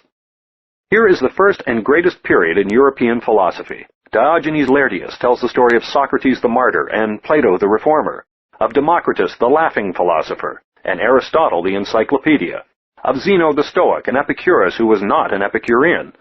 Plato speaks and paints his perfect state. The immaculately reasonable Aristotle preaches the golden mean and marries the richest girl in Greece. Williams takes up the tale and tells how science replaced superstition, how Hippocrates became, after many centuries of physicians, the father of medicine, and how Archimedes solved his theorems while a soldier, symbolizing the eternal opposition of war and art, stabbed him to death. Last of all, Eile 4 lets us stand by while Phidias, with the patience that is genius, carves figures for the Parthenon, and Praxiteles chisels Aphrodite's perfect grace. When shall we see such an age again? To understand these Greeks would in itself be a sufficient education, and indeed a great American educator is making the experiment of giving 2 years of the college course for 100 fortunate students to a study of Greek civilization and all its varied wealth. The Romans do not give us so much, for though they admirably laid the foundations of social order and political continuity for the nations of modern Europe, they lost themselves too much in laws and wars, in building roads and sewers and warding off encompassing barbarians, to snatch from their hard lives the quiet thought that flowers in literature, philosophy, and art. Yet even here there are gods, the greatest statesmen that ever lived, perhaps, made companionable by Plutarch's artistry, the somber Lucretius expounding in masculine verse the inescapable nature of things, the delicate felicity of Virgil weaving his country's legendary past into a cloth of gold, and last of the Romans, Marcus Aurelius, meditating on the vanity of lust and power from the vantage point of an unequaled throne. It is a tremendous and tragic story, how this great colossus bestrode all the earth with its majesty, and then, through corruption and slavery, slowly rotted away, until barbarian armies from without, and oriental cults from within, brought it down to ruin. Here it is that the greatest historian of all, Edward Gibbon, begins his stately recital of the decline and fall of the Roman Empire, and plays with his mighty organ prose, a marche funèbre of desolation. Let us read those purple pages leisurely. Life is not so important that we may not spare for this philosopher writing history the unhurried calm that we must have in order to drink in the wisdom of his comments and the music of his periods. Gibbon is so generous that he tells the story not of dying Rome alone, but of that infancy of northern Europe which we know as the Middle Ages. Here is the rise of the papacy to the realization of the greatest dream of Western statesmanship, the unification of Europe. Here is the conversion of Constantine and the coronation of Charlemagne. Here is the bloody tale of how Muhammad and his generals, leading armies hungry for booty and infuriated with theology, swept over Africa and Spain, built the civilization of Baghdad and Cordova, and sank back into the desert when the Turks, still more barbarous than themselves, poured down through the Caucasus upon the disordered West. How the Jews and the Persians prospered under Moslem sway, let Maimonides and Omar attest. We shall find in Williams the noble record of Moslem achievements in mathematics and medicine, in astronomy and philosophy, and 4 will show us their unique and delicate architecture, in the Alhambra at Granada, and in India's Taj Mahal. But there were a few Christians too in those days. Robinson takes up the human adventure and describes their civilization so well that we cannot spare him from our list. Dante and Chaucer sum up the age. The Canterbury Pilgrims, though on a pious mission, frolic with stories as earthy as Rabelais, and Dante, though at war with his church, lifts its theology to such splendor and dignity that for a moment we forget the barbarism that created hell. Abelard doubted that theology, but very suddenly lost the manhood to stand his ground. Nothing could be more pitiful and human than his weak abandonment of Heloise and doubt. If you would know how perfect, even in our stylist days, English prose can be, read George Moore's quiet narrative of this immortal love. Henry Adams tells that story too in Mont Saint-Michel and Chartres, and expounds the encyclopedic orthodoxy of St. Thomas Aquinas as incidents in his personally conducted tour of the great French cathedrals. Here Gothic is made to talk English and reveal itself even to Americans. And here also we come upon that unappreciated glory, Taine's History of English Literature, a book as scholarly in preparation and as brilliant in exposition as can be found this side of Gibbon. It took a Frenchman to explain their literature to the English. Finally, we listen to the masculine melancholy music of the Middle Ages, and the Gregorian chant surrounds and deepens us with its flowing majesty. Cecil Gray is no perfect guide here, he is only brief, and those who love music as the highest philosophy will deviate from our list at this point and read the 4th, 5th, and 6th volumes of the Oxford History of Music. Life without music, as Nietzsche said, would be a mistake. Then the Middle Ages melt away, and suddenly we stand before that full flowering of medieval art and thought, the Italian Renaissance. Mr. Wells gives us a few inadequate pages of outline, and then we abandon ourselves for 7 spacious and astounding volumes to the lead of John Addington Symonds, who took the very breath of his ailing life, and even the latitude of his morals, from this greatest epoch of the Christian age. If your years are too short for so extended a tour, read Burckhardt's single volume, The Renaissance in Italy. If you have learned to make haste slowly, read Burckhardt and Symonds too. Here again is a very swarm of genius. At Florence we enter the Palace of the Medici, where Pico della Mirandola is burning candles before the bust of the rediscovered Plato, and a boy called Michelangelo is carving the figure of a toothless faun. At Rome we walk the marble floors of the Vatican with Julius II and Leo X, and watch them turning the wealth and poetry of the Church to the stimulation and nourishment of every art. Vasari opens to us the studios of Botticelli, Brunelleschi, Leonardo, Raphael, and Angelo. Four rhapsodizes on this unprecedented efflorescence of painting, statuary, and ornament. Machiavelli makes Caesar Borgia sit for the portrait of the ideal prince. Cellini abandons murder occasionally to cast his Perseus or make a perfect vase. Bruno and Vanini renew man's effort to understand the world with reason. Copernicus, Vesalius, and Gilbert lay the cornerstones of modern science, and Palestrina takes us aloft on the wings of song. A supreme era unfolds itself for us in every phase of its winnowed wealth. But Luther, coming down from the cold, stern north, does not like the licentious art of sunny Italy, and in a voice heard throughout the world he calls for the return of the Church to primitive asceticism and simplicity. The princes of Germany, using the religious revolt as an instrument of policy, separate their growing realms from the papacy, establish a multitude of independent states, and inaugurate that dynastic nationalism which is the thread of European history from the Reformation to the Revolution. National consciousness replaces religious conscience, patriotism replaces piety, and every European people has for a century its own Renaissance. It is an age of political romance, Catherine de' Medici and Henry VIII, Charles V and Philip of the Armada, Elizabeth and Essex, Mary Queen of Scots and her inextricable lovers, and the terrible Ivan. It is an epoch of giants in literature. In France, Rabelais riots with all commandments and adjectives, and Montaigne discusses affairs public and privy in the greatest essays ever written. In Spain, Cervantes finds one arm sufficient for writing the most famous of all novels, and Lope de Vega composes 1,800 plays. In London, a butcher's son produces the greatest of modern dramas, and all England, as Spengler would say, is in form. It is the springtime of the modern soul.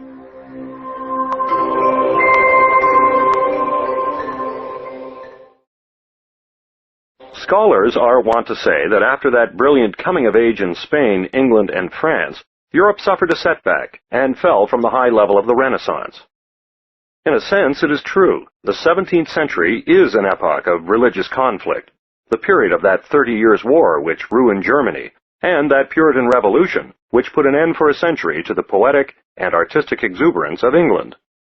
But even so, consider the roster of that century.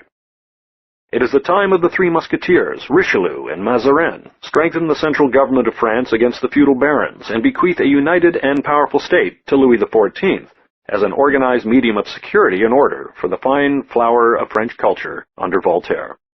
La Rochefoucauld gives finished form to the cynicism of theaters and courts. Molière fights with ridicule the hypocrisies and conceits of his people. And Pascal mingles in passionate rhetoric, mathematics, and piety. Bacon and Milton raise English prose to its highest reach, and Milton writes, in addition, some tolerable verse. It is an era of mighty systems in philosophy, Bacon, Hobbes, and Locke in England, Descartes, Spinoza, and Leibniz on the continent. In science it is the age of Galileo in astronomy, of Sir William Harvey in physiology, of Robert Boyle in chemistry, of Isaac Newton in everything. In painting it is a shower of stars. In Holland, Rembrandt and Frans Hals. In Flanders, Rubens and Van Dyck. In France, Poussin and Claude Lorraine. In Spain, El Greco and Velázquez. And in music, Bach is born. Johann Sebastian Bach is one of the Olympians nearest to Jove, and you must not rest until your body and soul have trembled with the rhythmic majesty of the Mass in B minor, and the Passion according to St. Matthew. With the old organist of Arnstadt and everywhere, who had time between masterpieces to have 20 children, music reaches one of its twin dominating peaks. Not till the mad Beethoven will it scale such a height again. The 18th century is full of noble melody. Handel dispenses oratorios, and Haydn develops the sonata and the symphony. Gluck makes a noble accompaniment for Iphigenia's sacrifice, and Mozart, out of his sadness and his happiness, weaves such a concourse of sweet sound as makes all later compositions seem chaotic and discordant. If you wish to know absolute music, music relying not on stories or pictures or ideas, but on its own meaningless beauty, turn off your radio for a moment and play the Andante from Mozart's Quartet in D major. But here we are at the 18th century, which Clive Bell, in his precious volumet on civilization, rates with the age of Pericles and the Renaissance as one of the three supreme epochs in the history of culture. An age of barbaric wars, advancing science, and liberated philosophy, of baronial exploitation, fine manners, and such handsome dress as makes our forked pantaloons and incarcerating shirts seem funereal and penal. Those who have not lived before 1789 said that brilliant piece of, quote, mud in a silk stocking, close quote, as Napoleon called Talleyrand, have never known the full happiness of life. Read in St. Beuve's portraits the lives of these gilded men. See their pictures in Watteau and Fragonard, in Reynolds, Gainsborough, and Romney, and then take with Taine and Carlyle a front seat at the fiery drama of their fall. Think of an age that could produce such historians as Gibbon and Voltaire, such philosophers as Hume and Kant, such an undertaking as the French Encyclopédie, such a biographer as Boswell, such a circle as Johnson, Goldsmith, Gibbon, Burke, Garrick, and Reynolds, such novelists as Fielding and Sterne, still unsurpassed in England, such an economist as Adam Smith, such a cynic as Jonathan Swift, such a woman as Mary Wollstonecraft. And so the revolution comes. Aristocracy is guillotined, art and manners droop, truth replaces beauty, and science remakes the world nearer to its head's desire. Let Robinson tell of that industrial revolution which has so quickly and profoundly transformed our lives, our governments, our morals, our religions, and our philosophies. It is one of the great pivots on which history revolves. As the 18th century had been the age of theoretical mechanics and physics, and the next was the era of their victory in action, so the 19th century was the age of theoretical biology, and the 20th will see it in triumphant operation. New conceptions of the nature of development and man dominated the scientific scene and precipitated a war of faiths that has unsettled and saddened the Western mind. It was a century poor in sculpture despite the unfinished Rodin, and a century full of dubious experiments in painting, from Turner's Sunsets to Whistler's Rain. But in music, strange to say, for who could have expected it in an age of machines, it outsang every other epoch in history. Here is Beethoven, passing with the turn of the century from the Mozartian simplicity of his early works through the power of the Eroica, the perfection of the Fifth Symphony, and the subtle delicacy of the Emperor Concerto and the Kreutzer Sonata, to the mad exuberance of the later sonatas and the choral symphony. Here is Schubert, infinite store of melody, leaving unsung masterpieces by the hundred in his attic. Here is the misty, melancholy Schumann, center of one of the finest love stories in truth or fiction. Here is Johannes Brahms, looking like a butcher and composing like an angel, weaving harmonies profounder than any of Schumann, and yet so loyal to his memory that, though loving with full devotion the mad musician's widow, the greatest woman pianist of her time, and protecting her for 40 years, he never dared to ask her hand in marriage. What a dynasty of suffering, from the dying Beethoven shaking his fist at fate, through Schubert drunk and Schumann insane, through Chopin hunted by tubercle bacilli and deserted by George Sand, to Richard Wagner, genius and charlatan, who bore indignities for half a century, and then made German kings and princes pay the piper at Bayreuth. Happier was Mendelssohn, who was too kind and simple to suffer much, and Liszt, who drank fame to the last drop, till all his life was intoxication with glory, and Rossini, who preferred cooking spaghetti to composing The Barber of Seville, and genial Verdi, living on his Fortunatus purse of melody, and putting a barrel organ into every opera house in Europe. But when we pass to Russia, it is melancholy that strums the strings again. The broken Mussorgsky sings of death, and the pathetic Tchaikovsky, breaking his heart over a Venus of the opera, ends his life with a cup of poison. We may be sure of this, since all respectable historians deny it. Apparently beauty is born in suffering, and wisdom is the child of grief. The philosophers of our parent century were almost as unhappy as the composers. They began with Schopenhauer, who wrote an encyclopedia of misery, and ended with Nietzsche, who loved life because it was a tragedy, but went insane with the thought that he might have to live again. What a pitiful sight, once more, is the invalid Buckle, who never had a healthy moment in his life, and died at 41 before he could complete even the introduction to his history of civilization in England. The only sound man in all the list of 19th century genius was old Goethe, who differed from Shelley by growing up. Read Eckermann's Conversations with Goethe, and treat yourself to a week's company with a mature mind. Read Part 1 of Faust, but let no historian of literature, not even the great Brandes, lure you into Part 2. It is a senile hodgepodge of nonsense, worthy of Edward Lear. The only other mind comparable to Goethe's in that age was that of Napoleon, powerful instrument of imagination, energy, and will.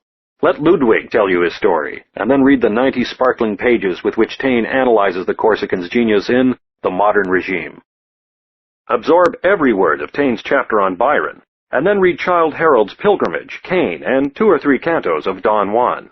Do not miss the Odes of Keats. They are the finest poems in the language. Verlaine and de Musset fall out of our list because no translation can capture their wistful melody, and Heine is included despite the failure of all who have tried to transpose from one tongue to another the wit and music of his verse. Tennyson enters with In Memoriam and The Idylls of the King, but if courage failed not, his place would be given to Sir Thomas Malory, whose Morte d'Arthur is a stately monument of English prose. Of Balzac, when this century of books is done, you must read a great deal, for he is almost as illuminating as life itself. Skip through Les Miserables, but miss not a word of Flaubert's 2 masterpieces, Mademoiselle Bovary and Salammbô, which the list here dishonestly groups as one with the connivance of a publisher who issues most of Flaubert in 1 volume. Then you may nibble at the delicacies offered you by Anatole France, who is the distilled essence of French culture and art. Only Penguin Isle is named, but if you are a gourmand for beauty and subtlety of speech, you will read 20 volumes of Anatole. Take Pickwick Papers and Vanity Fair, or take David Copperfield and Henry Esmond, leisurely, but forget our egotistic depreciation of the Victorian age. Let our time equal that in literature, and then we may throw stones. Pass from England to Scandinavia, and ignoring Ibsen's other plays, read Peer Gynt, the greatest poem since Faust. Cross over to Russia, taste the perfection of Turgenev, wander without hurry through the mountain ranges of Tolstoy's War and Peace, there are only 1,700 pages, and at last surrender yourself to Dostoevsky, the greatest novelist of all. Here again, every volume is precious.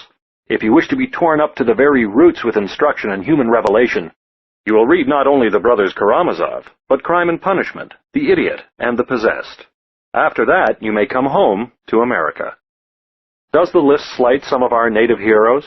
But remember our youth. We have but lately passed from pioneering to commercialism, and are just beginning to emerge from commercialism into art. Whitman is our only giant yet.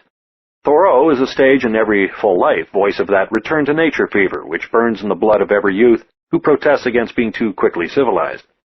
Emerson is a trifle thin today, and there is almost as little meat in him as in Thoreau, but those who study style must stay with him for a week. Poe, too, is a bit overrated, a man of melodious and spookish lines, a weaver of terrible tales that appeal to our bourgeois love of mystery and our tenderfoot delight in imagined pain. We are glad to suffer by proxy. We call Poe a great artist when we only mean that his biography is interesting and his sufferings attractive to us. It is always easier to love the weak than the strong. The strong do not need our love, and instinctively we look for flaws in their irritating perfection. Every statue is a provocation. And so we come to our own century, age of electricity and Gotterdammerung, age of the great madness and the mad peace, age of intellectual and moral change more rapid and fundamental than any epoch in history ever knew. Let Henry Adams reveal to you the secret of our time. There is no place for it here. Possibly Bergson has the answer to Adams. The mechanistic philosophy which is the basis of our pessimism is not the necessary conclusion of biology. Perhaps, after all, men are not machines. Havelock Ellis, the greatest scholar of our day, seems to us something more than a machine, and as we read Jean-Christophe, the supreme novel of our century, we catch the feeling of the artist as against that of the scientist, the sense not of helplessness, but of creation. Spengler differs from us, and will have it that our civilization is dying. If so, it is only because of that passion for power and that addiction to war which he admires with all the envy of the intellectual who thinks that he was born for action. Let Robinson and Wells, or, if you have time, Professor Fay, bear for us the origins of the First World War, that we may see how base these envied glories are in their origin, and how filthy in their result. And let our children read them too, that they may learn how wars are made, and how men may in 3 years retrace nearly all the steps that mankind has slowly climbed, through 3,000 years, from savagery to civilization. These are sad books, but by the time we reach the end of our list, we shall be strong enough to face truth without anesthesia. We may still believe, despite all our knowledge, that the race that made Plato and Leonardo will someday grow wisdom enough to control population, to keep the seas open to food and fuel for all peoples, and all markets open for all traders and all capital, and so, by some international organization, graduate humanity out of war. Stranger things than that have been accomplished in the history of mankind. 40 times such a marvel could not equal the incredible development of man from slime or beast to Confucius and Christ. We have merely begun. This, then, is our Odyssey of books.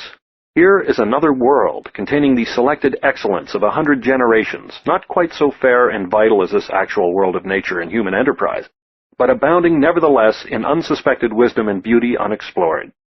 Life is better than literature, friendship is sweeter than philosophy, and children reach into our hearts with a profounder music than comes from any symphony. But even so, these living delights offer no derogation to the modest and secondary pleasures of our books. When life is bitter, or friendship slips away, or perhaps our children leave us for their own haunts and homes, we shall come and sit at the table with Shakespeare and Goethe, and laugh at the world with Rabelais, and see its autumn loveliness with John Keats. For these are friends who give us only their best, who never answer back, and always wait our call.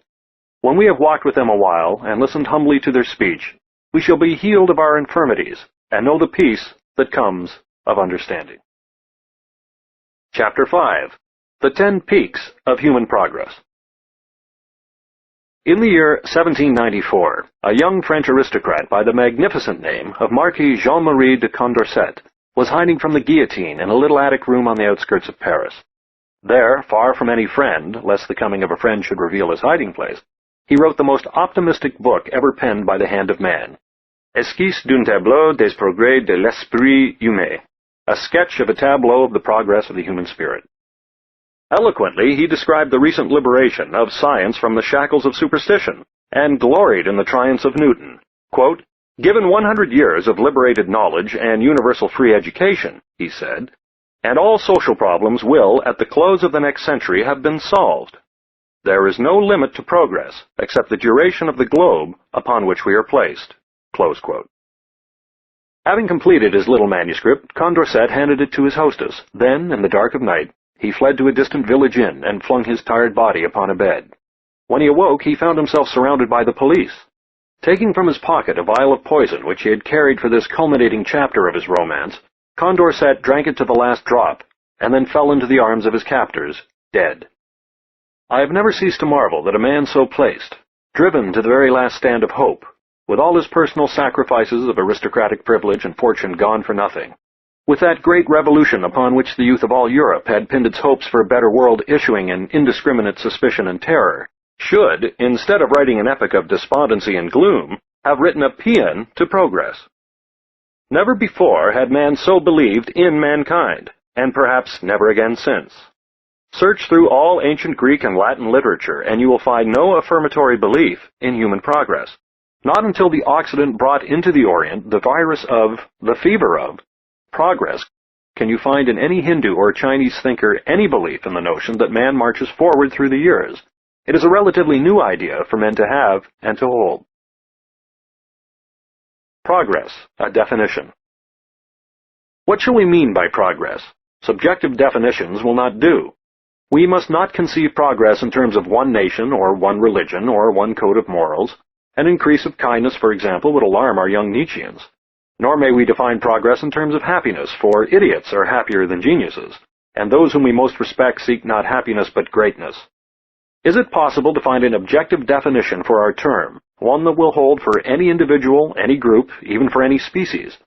Let us provisionally define progress as, quote, increasing control of the environment by life, close quote. And let us mean by environment, quote, all the circumstances that condition the coordination and realization of desire, close quote. Progress is the domination of chaos by mind and purpose, of matter by form and will. It need not be continuous in order to be real. There may be plateaus in it, dark ages and disheartening retrogressions, but if the last stage is the highest of all, we shall say that man makes progress, and in assessing epochs and nations we must guard against loose thinking. We must not compare nations in their youth with nations in the mellowness of their cultural maturity. And we must not compare the worst or the best of one age with the selected best or worst of all the collected past. If we find that the type of genius prevalent in young countries like America and Australia tends to the executive, explorative, and scientific kind, rather than to the painter of pictures or poems, the carver of statues or words, we shall understand that each age and place calls for and needs certain brands of genius rather than others, and that the cultural sort can only come when its practical predecessors have cleared the forest and prepared the way. If we find that civilizations come and go and mortality is upon all the works of man, we shall confess the irrefutability of death and be consoled if, during the day of our lives and our nations, we move slowly upward and become a little better than we were. If we find that philosophers are of slighter stature now than in the days of broad-backed Plato and the substantial Socrates, that our sculptors are lesser men than Donatello or Angelo, our painters inferior to Velázquez, our poets and composers unnameable with Shelley and Bach, we shall not despair. These stars did not all shine on the same night. Our problem is whether the total and average level of human ability has increased and stands at its peak today. When we take a total view and compare our modern existence, precarious and chaotic as it is, with the ignorance, superstition, brutality, cannibalism, and diseases of primitive peoples, we are a little comforted. The lowest strata of our race may still differ only slightly from such men, but above those strata, thousands and millions have reached to mental and moral heights inconceivable, presumably, to the early mind. Under the complex strain of city life, we sometimes take imaginative refuge in the quiet simplicity of savage days. But in our less romantic moments, we know that this is a flight reaction from our actual tasks, that the idolatry of barbarism, like so many of our young opinions, is merely an impatient expression of adolescent maladaptation, part of the suffering involved in the contemporary retardation of individual maturity. A study of such savage tribes, as survive, shows their high rate of infantile mortality, their short tenure of life, their inferior speed, their inferior stamina, their inferior will, and their superior plagues. The friendly and flowing savage is like nature, delightful, but for the insects and the dirt. The savage, however, might turn the argument around and inquire how we enjoy our politics and our wars, and whether we think ourselves happier than the tribes whose weird names resound in the textbooks of anthropology. The believer in progress will have to admit that we have made too many advances in the art of war, and that our politicians, with startling exceptions, could have adorned the Roman Forum in the days of Milo and Clodius. As to happiness, no man can say. It is an elusive angel, destroyed by detection and seldom amenable to measurement. Presumably, it depends first upon health, secondly upon love, and thirdly upon wealth. As to wealth, we make such progress that it lies on the conscience of our intellectuals. As to love, we try to atone for our lack of depth by unprecedented inventiveness and variety. Our thousand fads of diet and drugs predispose us to the belief that we must be ridden with disease as compared with simpler men in simpler days, but this is a delusion. We think that where there are so many doctors there must be more sickness than before, but in truth we have not more ailments than in the past, but only more money. Our wealth allows us to treat and cherish and master illnesses from which primitive men died without even knowing their Greek name. The outline of history. Having made these admissions and modifications, let us try to see the problem of progress in a total view. When we look at history in the large, we see it as a graph of rising and falling states, nations and cultures disappearing as on some gigantic film.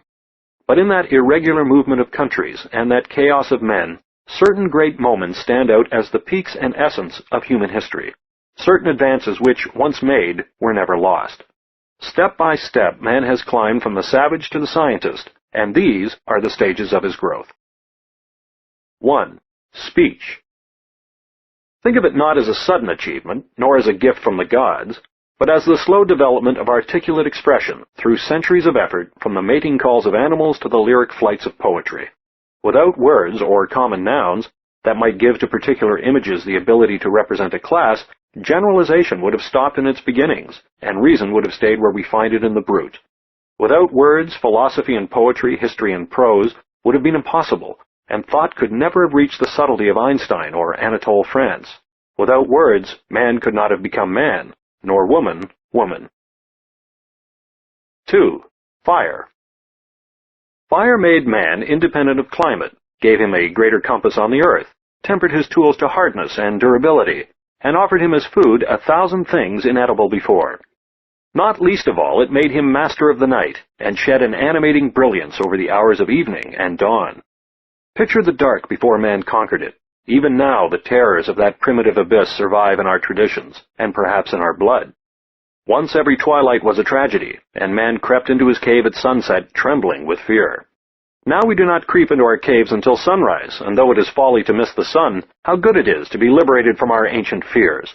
This overspreading of the night with a billion man-made stars has brightened the human spirit, and made for a vivacious jollity in modern life. We shall never be grateful enough for light. 3. The conquest of the animals. Our memories are too forgetful, and our imagination too unimaginative, to let us realize the boon we have in our security from the larger and subhuman beasts of prey. Animals are now our playthings and our helpless food, but there was a time when man was hunted as well as hunter, and when every step from cave or hut was an adventure, and the possession of the earth was still at stake. This war to make the planet human was surely the most vital in human history.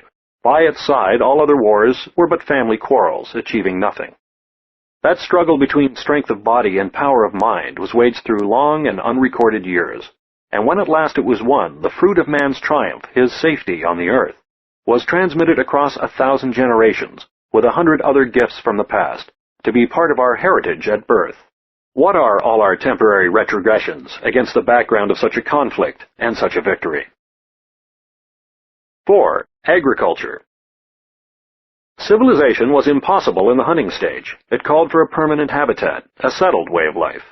It came with the home and the school, and these could not be till the products of the field replaced the animals of the forest or the herd as the food of man. The hunter found his quarry with increasing difficulty, while the woman whom he left at home tended an ever more fruitful soil. This patient husbandry by the wife threatened to make her independent of the male, and for his own lordship's sake he forced himself at last to the prose of tillage. No doubt it took centuries to make this greatest of all transitions in human history, but when at last it was made, civilization began. Meredith said that woman will be the last creature to be civilized by man. He was wrong, as it is possible to be in the limits of one sentence. For civilization came through two things chiefly: the home, which developed those social dispositions that form the psychological cement of society, and agriculture, which took man from his wandering life as hunter, herder, and killer, and settled him long enough in one place to let him build homes, schools, churches, colleges, universities, civilization. But it was woman who gave man agriculture and the home. She domesticated man as she domesticated the sheep and the pig. Man is woman's last domestic animal, and perhaps he is the last creature that will be civilized by woman. The task has just begun. One look at our menus reveals us as still in the hunting stage. 5. Social organization. Here are two men disputing. One knocks the other down, kills him, and then concludes that he who is alive must have been right, and that he who is dead must have been wrong. A mode of demonstration still accepted in international disputes. Here are two other men disputing. One says to the other, "Let us not fight. We may both be killed. Let us take our difference to some elder of the tribe and submit to his decision." It was a crucial moment in human history. For if the answer was no, barbarism continued. If it was yes, civilization planted another root in the memory of man, the replacement of chaos with order, of brutality with judgment, of violence with law. Here, too, it is a gift unfelt, because we are born within the charmed circle of its protection, and never know its value till we wander into the disordered or solitary regions of the earth. God knows that our congresses and our parliaments are dubious inventions, the distilled mediocrity of the land, but despite them, we manage to enjoy a security of life and property which we shall appreciate more warmly when civil war or revolution reduces us to primitive conditions. Compare the safety of travel today with the robber-infested highways of medieval Europe. Never before in history was there such order and liberty as exists in England today, and may someday exist in America, when a way is found of opening municipal office to capable and honorable men. However, we must not excite ourselves too much about political corruption or democratic mismanagement. Politics is not life, but only a graft upon life. Under its vulgar melodrama, the traditional order of society quietly persists. In the family, in the school, in the thousand devious influences that change our native lawlessness into some measure of cooperation and goodwill. Without consciousness of it, we partake in a luxurious patrimony of social order built up for us by 100 generations of trial and error, accumulated knowledge, and transmitted wealth. 6. Morality. Here we touch the very heart of our problem. Are men morally better than they were? So far as intelligence is an element in morals, we have improved. The average of intelligence is higher, and there's been a great increase in the number of what we may vaguely call developed minds. So far as character is concerned, we have probably retrogressed. Subtlety of thought has grown at the expense of stability of soul. In the presence of our fathers, we intellectuals feel uncomfortably that, though we surpass them in the number of ideas that we have crowded into our heads, and though we have liberated ourselves from delightful superstitions which still bring them aid and comfort, we are inferior to them in uncomplaining courage, fidelity to our tasks and purposes, and simple strength of personality. But if morality implies the virtues exalted in the code of Christ, we have made some halting progress despite our mines and slums, our democratic corruption, and our urban addiction to lechery. We are a slightly gentler species than we were, capable of greater kindness and of generosity even to alien or recently hostile peoples whom we have never seen. In one year, 1928, the contributions of our country to private charity and philanthropy exceeded $2 billion, which was then 1/2 of all the money circulating in America. We still kill murderers if, as occasionally happens, we catch them and convict them, but we are a little uneasy about this ancient retributive justice of a life for a life, and the number of crimes for which we mete out the ultimate punishment has rapidly decreased. 200 years ago, in Merry England, men might be hanged by justification of the law for stealing a shilling, and people are still severely punished if they do not steal a great deal. Not that many hundred years ago, miners were hereditary serfs in Scotland. Criminals were legally and publicly tortured to death in France. Debtors were imprisoned for life in England, and respectable people raided the African coast for slaves. Less than 100 years ago, our jails were dens of filth and horror, colleges for the graduation of minor criminals into major criminals. Now our prisons are vacation resorts for tired murderers. We still exploit the lower strata of our working classes, but we soothe our consciences with welfare work.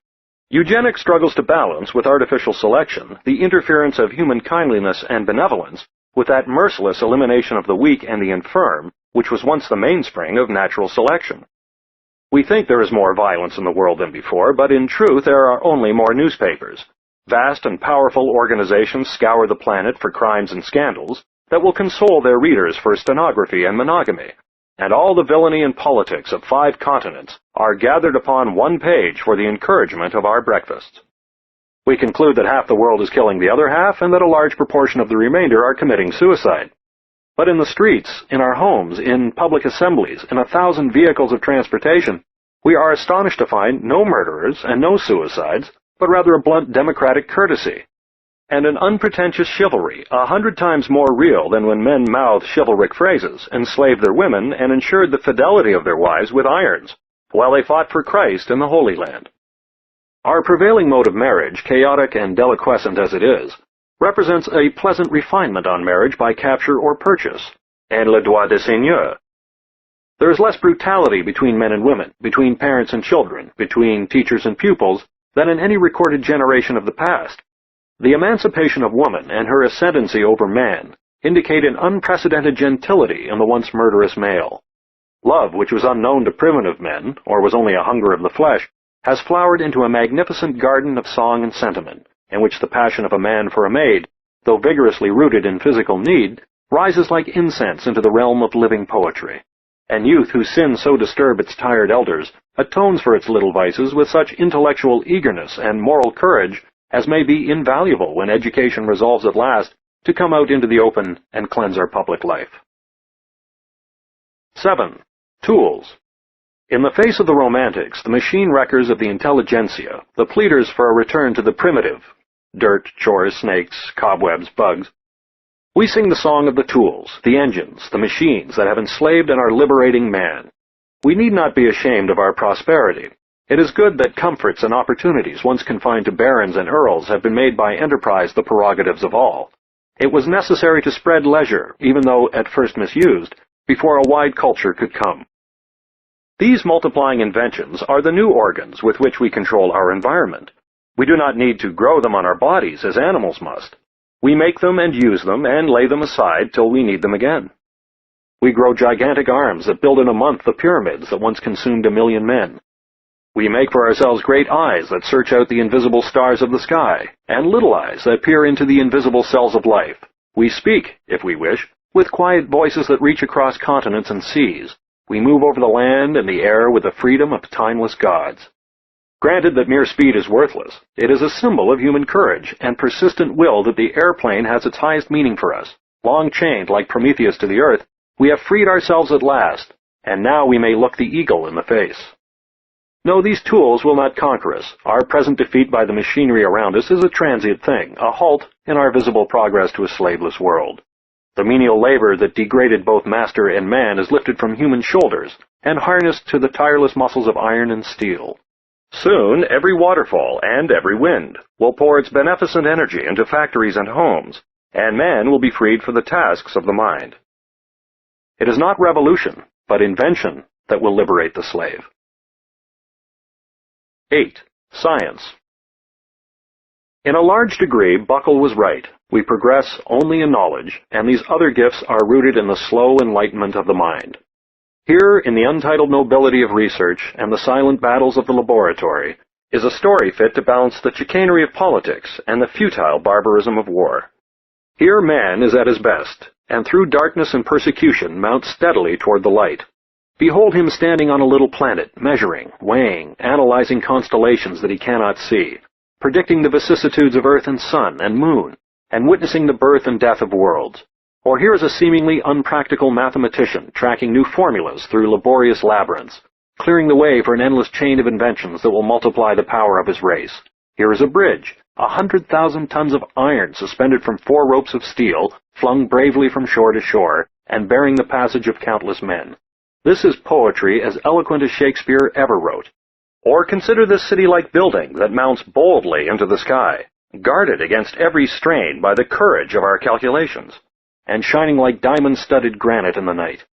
Here in physics are new dimensions, new elements, new atoms, and new powers. Here in the rocks is the autobiography of life. Here in the laboratories, biology prepares to transform the organic world as physics transform matter. Everywhere you come upon them studying these unpretentious, unrewarded men, you hardly understand where the devotion finds its source and nourishment. They will die before the trees they plant will bear fruit for mankind, but they go on. Yes, it is true that this victory of man over matter has not yet been matched with any kindred victory of man over himself. The argument for progress falters here again. Psychology has hardly begun to comprehend, much less to control, human conduct and desire. It is mingled with mysticism and metaphysics, with psychoanalysis, behaviorism, glandular mythology, and other diseases of adolescence. Careful and modified statements are made only by psychologists of whom no one ever hears. In our country, the democratic passion for extreme statements turns every science into a fad. But psychology will outlive these ills and storms. It will be matured, like older sciences, by the responsibilities which it undertakes. If another Bacon should come to map out its territory, clarify the proper methods and objectives of its attack, and point out the fruits and powers to be won, which of us, knowing the surprises of history and the pertinacity of men, would dare set limits to the achievements that may come from our growing knowledge of the mind? Already in our day, man is turning round from his remade environment and beginning to remake himself. 9. Education. More and more completely, we pass on to the next generation the gathered experience of the past. It is almost a contemporary innovation, this tremendous expenditure of wealth and labor in the equipment of schools and the provision of instruction for all. Perhaps it is the most significant feature of our time. Once colleges were luxuries designed for the male half of the leisure class. Today universities are so numerous that he who runs may become a PhD. We have not excelled the selected geniuses of antiquity, but we have raised the level and average of human knowledge far beyond any age in history. Think now not of Plato and Aristotle, but of the stupid, bigoted, and brutal Athenian assembly, of the unfranchised mob and its Orphic rights, of the secluded and enslaved women who could acquire education only by becoming courtesans. None but a child would complain that the world has not yet been totally remade by these spreading schools, these teeming bisexual universities. In the perspective of history, the great experiment of education has just begun. It has not had time to prove itself. It cannot, in a generation, undo the ignorance and superstition of 10,000 years. Indeed, there is no telling but the high rate of ignorance and the determination of dogma by plebiscite may triumph over education in the end. This step in progress is not one of which we may yet say that it is a permanent achievement of mankind, but already beneficent results appear. Why is it that tolerance and freedom of the mind flourish more easily in the northern states than in the south, if not because the south has not yet won wealth enough to build sufficient schools? Who knows how much of our preference for mediocrity in office and narrowness in leadership is the result of a generation recruited from regions too oppressed with economic need and political exploitation to spare time for the plowing and sowing of the mind. What will the full fruitage of education be when every one of us is schooled till 20 and finds equal access to the intellectual treasures of the race? Consider again the instinct of parental love, the profound impulse of every normal parent to raise his children beyond himself. Here is the biological leverage of human progress, a force more to be trusted than any legislation or any moral exhortation, because it is rooted in the very nature of man. Adolescence lengthens, we begin more helplessly, and we grow more completely toward that higher man who struggles to be born out of our darkened souls. We are the raw material of civilization. We dislike education because it was not presented to us in our youth for what it is. Consider it not as the painful accumulation of facts and dates, but as an ennobling intimacy with great men. Consider it not as the preparation of the individual to make a living, but as the development of every potential capacity in him for the comprehension, control, and appreciation of his world. Above all, consider it in its fullest definition as the technique of transmitting as completely as possible to as many as possible that technological, intellectual, moral, and artistic heritage through which the race forms the growing individual and makes him human. Education is the reason why we behave like human beings. We are hardly born human, we are born ridiculous and malodorous animals. We become human. We have humanity thrust upon us through the 100 channels whereby the past pours down into the present that mental and cultural inheritance, whose preservation, accumulation, and transmission place mankind today, with all its defectives and illiterates, on a higher plane than any generation has ever reached before. 10. Writing and print. Again, our imagination is too weak-winged to lift us to a full perspective. We cannot vision or recall the long ages of ignorance, impotence, and fear that preceded the coming of letters. Through those unrecorded centuries, men could transmit their hard-won lore only by word of mouth from parent to child. If one generation forgot or misunderstood, the weary ladder of knowledge had to be climbed anew. Writing gave a new permanence to the achievements of the mind. It preserved for thousands of years, and through a millennium of poverty and superstition, the wisdom found by philosophy and the beauty carved out in drama and poetry. It bound the generations together with a common heritage. It created that country of the mind in which, because of writing, genius need not die. And now, as writing united the generations, print, despite the 1,000 prostitutions of it, can bind the civilizations. It is not necessary anymore that civilization should disappear before our planet passes away. It will change its habitat. Doubtless the land in every nation will refuse at last to yield its fruit to improvident tillage and careless tenancy. Inevitably, new regions will lure with virgin soil the lustier strains of every race. But a civilization is not a material thing, inseparably bound like an ancient serf to a given spot of the earth. It is an accumulation of technical knowledge and cultural creation. If these can be passed on to the new seat of economic power, the civilization does not die. It merely makes for itself another home. Nothing but beauty and wisdom deserve immortality. To a philosopher, it is not indispensable that his native city should endure forever. He will be content if its achievements are handed down to form some part of the possessions of mankind. We need not fret, then, about the future. We are weary with too much war, and in our lassitude of mind we listen readily to a Spengler announcing the downfall of the Western world. But this learned arrangement of the birth and death of civilizations in even cycles is a trifle too precise. We may be sure that the future will play wild pranks with this mathematical despair. There have been wars before, and man and civilization survived them. Within 15 years after Waterloo, defeated France was producing so many geniuses that every attic in Paris was occupied. Never was our heritage of civilization and culture so secure, and never was it half so rich. We may do our little share to augment it and transmit it, confident that time will wear away chiefly the dross of it, and that what is finally fair and worthy in it will be preserved to illuminate many generations. Chapter 6. 12 Vital Dates in World History. The idea of creating a list of 12 vital dates in history came to me at Manila as I was preparing to set sail across the Pacific to America.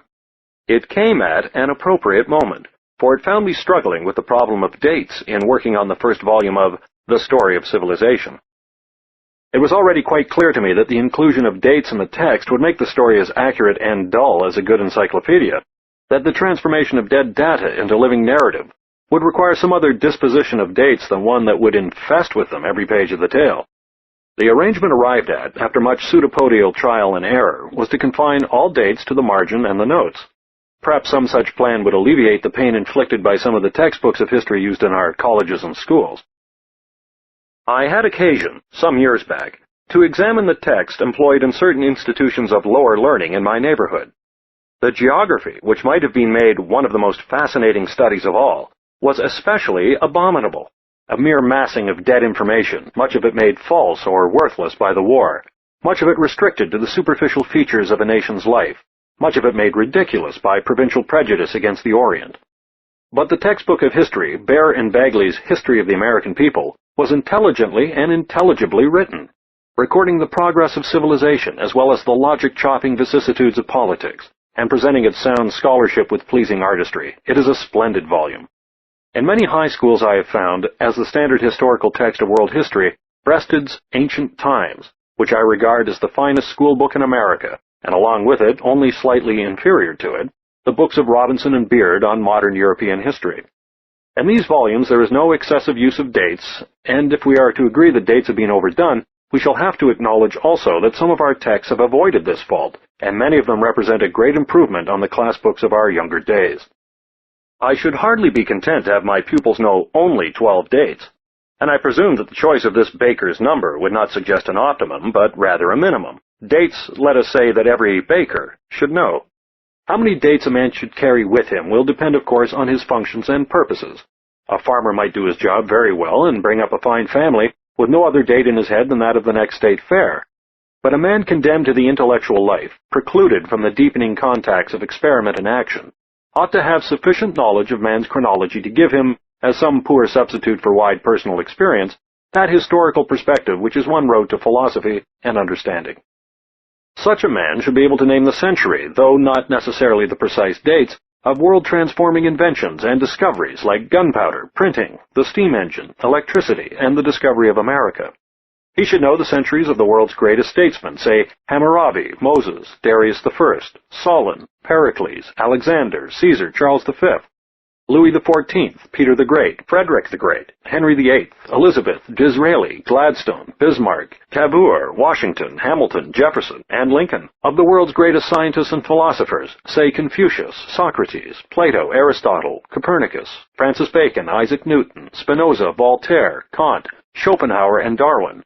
Of the world's greatest saints, say Ichnaton, Lao Tzu, Isaiah, Buddha, Christ, Marcus Aurelius, Augustine, Francis of Assisi, Loyola, Luther, and Gandhi. This man of intellectual interest should also know the centuries of the world's greatest poets, say Homer, the Psalmist, Euripides, Virgil, Horace, Li Po, Dante, Shakespeare, Milton, Goethe, Pushkin, Keats, Byron, Shelley, Hugo, Poe, Whitman, and Tagore. Of the world's greatest makers of music, say Palestrina, Bach, Handel, Mozart, Beethoven, Chopin, Liszt, Paganini, Brahms, Tchaikovsky, Verdi, Wagner, Paderewski, and Stravinsky. And of the world's greatest artists or works of art, say Karnak and Luxor and the Pyramids, Phidias and Praxiteles, Wu Daozu and Setshu and Hiroshige, Chartres and Taj Mahal, Giotto and Dürr, Leonardo, Raphael, and Michelangelo, Titian and Correggio, El Greco and Velázquez, Rubens, Rembrandt and Van Dyck, Reynolds and Gainsborough, Turner and Whistler, Millet and Cézanne. I have left out the great prose writers lest this chapter should read like a telephone directory or a list of radical exportees or a register of, quote, dirty foreigners, close quote. The reader can help me by making here his own pantheon. Let him then examine his friends and himself on the centuries and work of these men. Perhaps we should also add a list of great women, from Queen Hatshepsut to Madame Curie, and so rate them and himself with a new Binet-Simon test.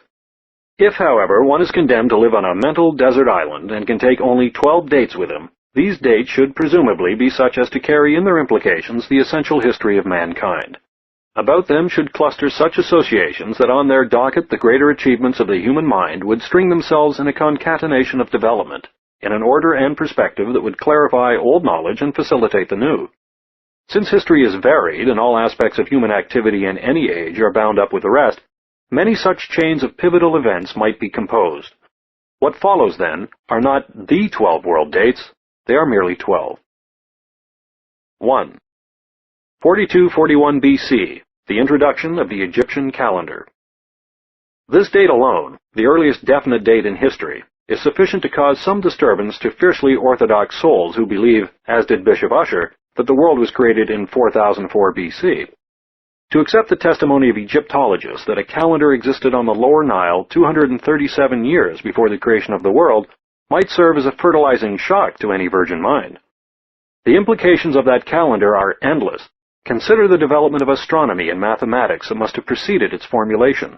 Consider how long even then a civilization must have endured to set aside from the economic life men with leisure enough to chart the stars and capture the course of the sun. It was a very sensible calendar compared with ours. It divided the year into 12 months of 30 days each, with 5 intercalary days at the end for roistering. And it stands in the memory for all Egypt. For 3,000 years of recorded civilization with orderly government, security of life and property, comforts for the body, delights for the senses, and instruction for the mind. It stands for Cheops, who built the greatest of the pyramids, and Thutmose III, who built Karnak, and Ikhnaton, who literally sold his kingdom for a song, arousing revolution by writing a monotheistic hymn, and Cleopatra, who led Antony to ruin by the nose, if one may speak so metonymically. 2. 543 BC, the death of Buddha. No other soul, I suppose, has ever been so influential. It is not so much that several hundred million men and women profess the Buddhist religion today. In truth, Buddhism does not follow Buddha, but is a mass of legends and superstitions that have no more right to use his name than the ferocious Christianity of Calvin or Torquemada or Tennessee has to use the name of Christ. But Buddha means India, for the spirit of India lies in religion rather than in science, in contemplation rather than in action, in a fraternal gentleness rather than in the application of mathematics to artillery or of chemistry to bombs. Life, said Buddha, is full of suffering. It can be made bearable only by doing no injury to any living thing and speaking no evil of any man, or woman either. Let us hope that that simple religion is what lies behind the infinite superstitions of the Hindu mind today, and let us take the date of Buddha as the beginning of a civilization that has known every vicissitude, every injustice, every slavery, and yet in the midst of it has produced geniuses and saints, from Buddha and Asoka to Gandhi and Tagore. 3. 478 BC, the death of Confucius. We must have some symbol to represent China for us. China so gigantic in size that it calls itself all under heaven, and so old that it records the doings of its kings for the last 4,000 years. I envy those Chinese schoolboys who are made to memorize every word of Confucius.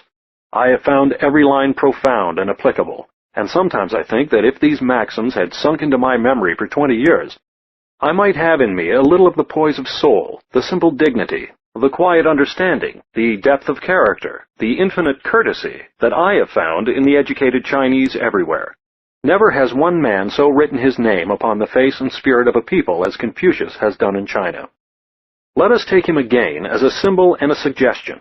Behind him are the delicate lyrics of the Tang dynasty's poets, the mystic landscapes of the Chinese painters, the perfect vases of the Chinese potters, the secular and terrestrial wisdom of the Chinese philosophers. Perhaps the greatest of all historic civilizations is summed up in his name. 4. 399 BC, the death of Socrates. When this man passed, drunk with hemlock, also passed the most astonishing picture in ancient history, the age of Pericles. But this time I am not thinking of philosophy. Behind Socrates I see his friend and lover, Alcibiades, and the destructive tragedy of the Peloponnesian War. I see Aspasia, the learned courtesan, at whose feet the old gadfly sat with Pericles. I see Pericles gathering rich men around him and persuading them to finance the Athenian drama. I see Euripides contending with Sophocles for the dramatic prize in the theater of Dionysus. I see Ictinus, in slow thought, molding the columns of the Parthenon, and Phidias carving the gods and heroes of its frieze. I see young Plato winning the prize at the Pan-Athenian Games. I want some stopping point in history that shall bring to my memory a few of the thousand facets of this brave and varied age, when for the first time a whole civilization liberated itself from superstition and created science, drama, democracy, and liberty, and passed on to Rome and Europe half of our intellectual and aesthetic heritage. 5. 44 BC, the death of Caesar. A few years before the death of George Brandeis, the Danish critic who helped the French Taine to make the British understand English literature. An American student visited him and found him in a very somber mood. "Why are you sad?" the visitor asked. "Don't you know," answered Brandeis, "that this is the anniversary of the greatest blunder in history, the assassination of Caesar?" The old critic might have found blunders nearer home, like the defeat of Napoleon at Waterloo. And perhaps he exaggerated a little the importance of Brutus's sottises. For in a sense it is not Caesar whom we wish to remember, it is the succession of developments that followed upon his death. The reconstruction of Roman law and order by the statesman like Augustus on the basis and lines of Caesar's preliminary work. The flourishing of arts and letters under the extension of the Pax Romana to Rome. The poetry of Virgil and Horace. The prose of Pliny and Tacitus. The philosophy of Epictetus and Aurelius. The beneficent rule of Hadrian and Antoninus. The beautification of the Forum and the Capitol with architecture and statuary. The building of those roads and the revision and codification of those laws, which were to be Rome's essential legacy to the modern world. As the death of Socrates may be used to sum up the Periclean age of Athens, so the death of Caesar stands as the door to the golden age of Rome. 6. Unknown BC, the birth of Christ. This date the reader may place ad lib, since no man knows it.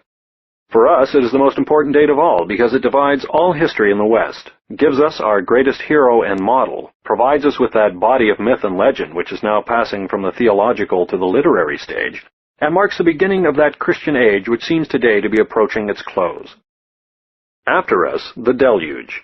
God knows what a mess of occult faiths will, in the present century, replace the tender and cruel theologies that praised and dishonored Christ. 7. A.D. 632, the death of Mohammed. It was in this year, so designated by us infidels but known to the Mohammedans as AH 10, the 10th year after the Hegira, that Mohammed left this earth after founding the faith that was to overrun and dominate for centuries all northern Africa from Cairo to Morocco, southern Europe in Turkey and Spain, and half of Asia from Jerusalem and Baghdad to Tehran and Delhi. Even Christianity cannot boast of so many wars waged in its name, or so many heathen killed. With this trifling exception, it was a noble religion, sternly monotheistic, rejecting images and priests and the polytheism of saints, building strong characters with the doctrine of fatalism and the discipline of war, raising great universities and cultures at Cordova, Granada, Cairo, Baghdad, and Delhi, giving the world one of its greatest rulers, Akbar of India, and ennobling Spain, Egypt, Constantinople, Palestine, and India with gracious architecture, from the Alhambra to the Taj Mahal. Today, despite their political dismemberment, they are still growing in numbers and strength. In India and China, they are making converts every hour of every day. There is no surety that the future is not theirs. 8. 1294, the death of Roger Bacon. This date is almost as good as any other to mark the first use of gunpowder, for the rebellious English monk who died in this year may be held partly responsible for its invention. It was Roger Bacon who first definitely described the explosive that would revolutionize the world, and offer to all pious statesmen a substitute for birth control. Quote, "One may cause to burst forth from bronze," he wrote, "thunderbolts more formidable than those produced by nature. A small quantity of prepared matter occasions a terrible explosion accompanied by brilliant light. One may multiply the phenomena so far as to destroy an army or a city." Close quote. Very likely. It was gunpowder that gave to the rising bourgeoisie of late medieval Europe the means of overthrowing the feudal baron by bombarding from a distance his once impregnable castle. It was gunpowder that made the infantry as important as the cavalry, and gave the common man a new prestige in war and a new power in revolutions. It was gunpowder that turned war from a gentleman's game, occasionally fatal, to a form of standardized mass destruction, a mode of removing from the earth with a few minutes' bombardment the work of 100,000 artist hands laboring for 3 centuries. Perhaps this is the most important date in the story of the fall of man, though some cynic might argue that a still more tragic event was the invention of thinking, the liberation of intellect from instinct, the consequent separation of sex from reproduction, and the abandonment of the perpetuation of the race to the selected morons of every land. 9. 1454, the press of Johannes Gutenberg, at Mainz on the Rhine, issues the first printed documents bearing a printed date. The Germans had used printing from movable types for some 1400 years before. The Chinese had done such printing as far back as AD 1041, and in 1900 a block-printed book was discovered in China which had been published in 868. Nothing is new in China, democracy least of all. They invented gunpowder and used it chiefly for fireworks. They invented printing and never used it for tabloid newspapers, crime club fiction, or Freudian biographies.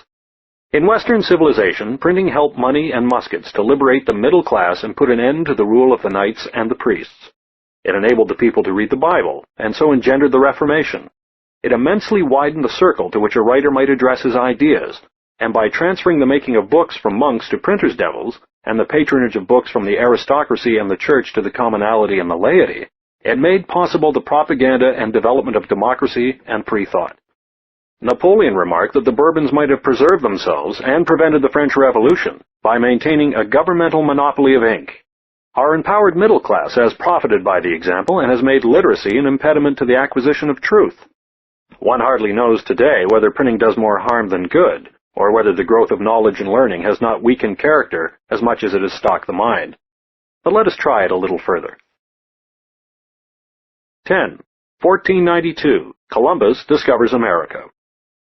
When Columbus discovered us, he put an end to the Italian Renaissance by changing trade routes from the Mediterranean to the Atlantic, and bringing wealth and power first to Spain, making possible Velasquez and Cervantes, Murillo and Calderon, then to England, financing Shakespeare, Milton, Bacon, and Hobbes, then to the Netherlands, producing Rembrandt and Spinoza, Rubens and Van Dyck, Hobbema and Vermeer, and then to France, generating Rabelais and Montaigne, Poussin, and Claude Lorrain.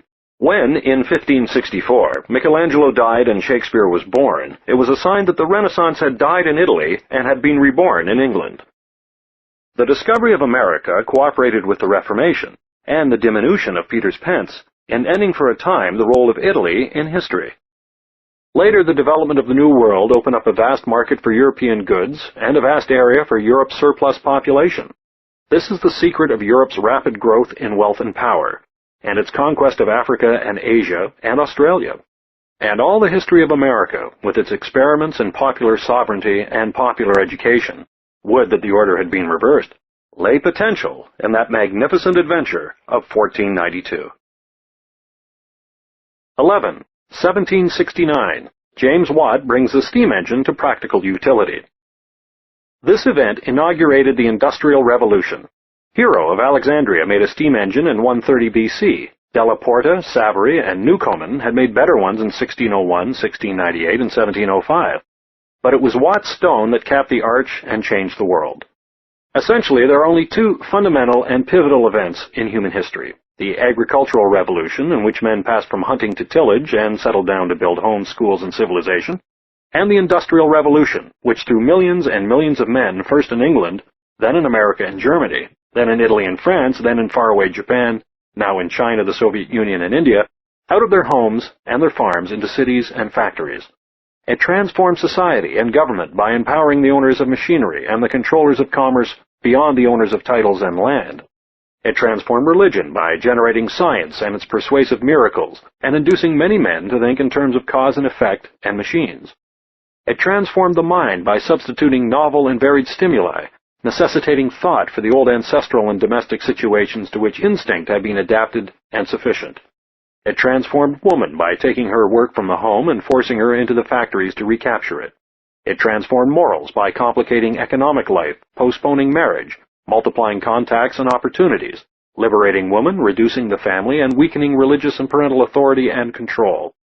And it transformed art by subordinating beauty to use, and subjecting the artist not to a favored few with inherited standards of judgment and trained tastes, but to a multitude who judged all things in terms of power and cost and size.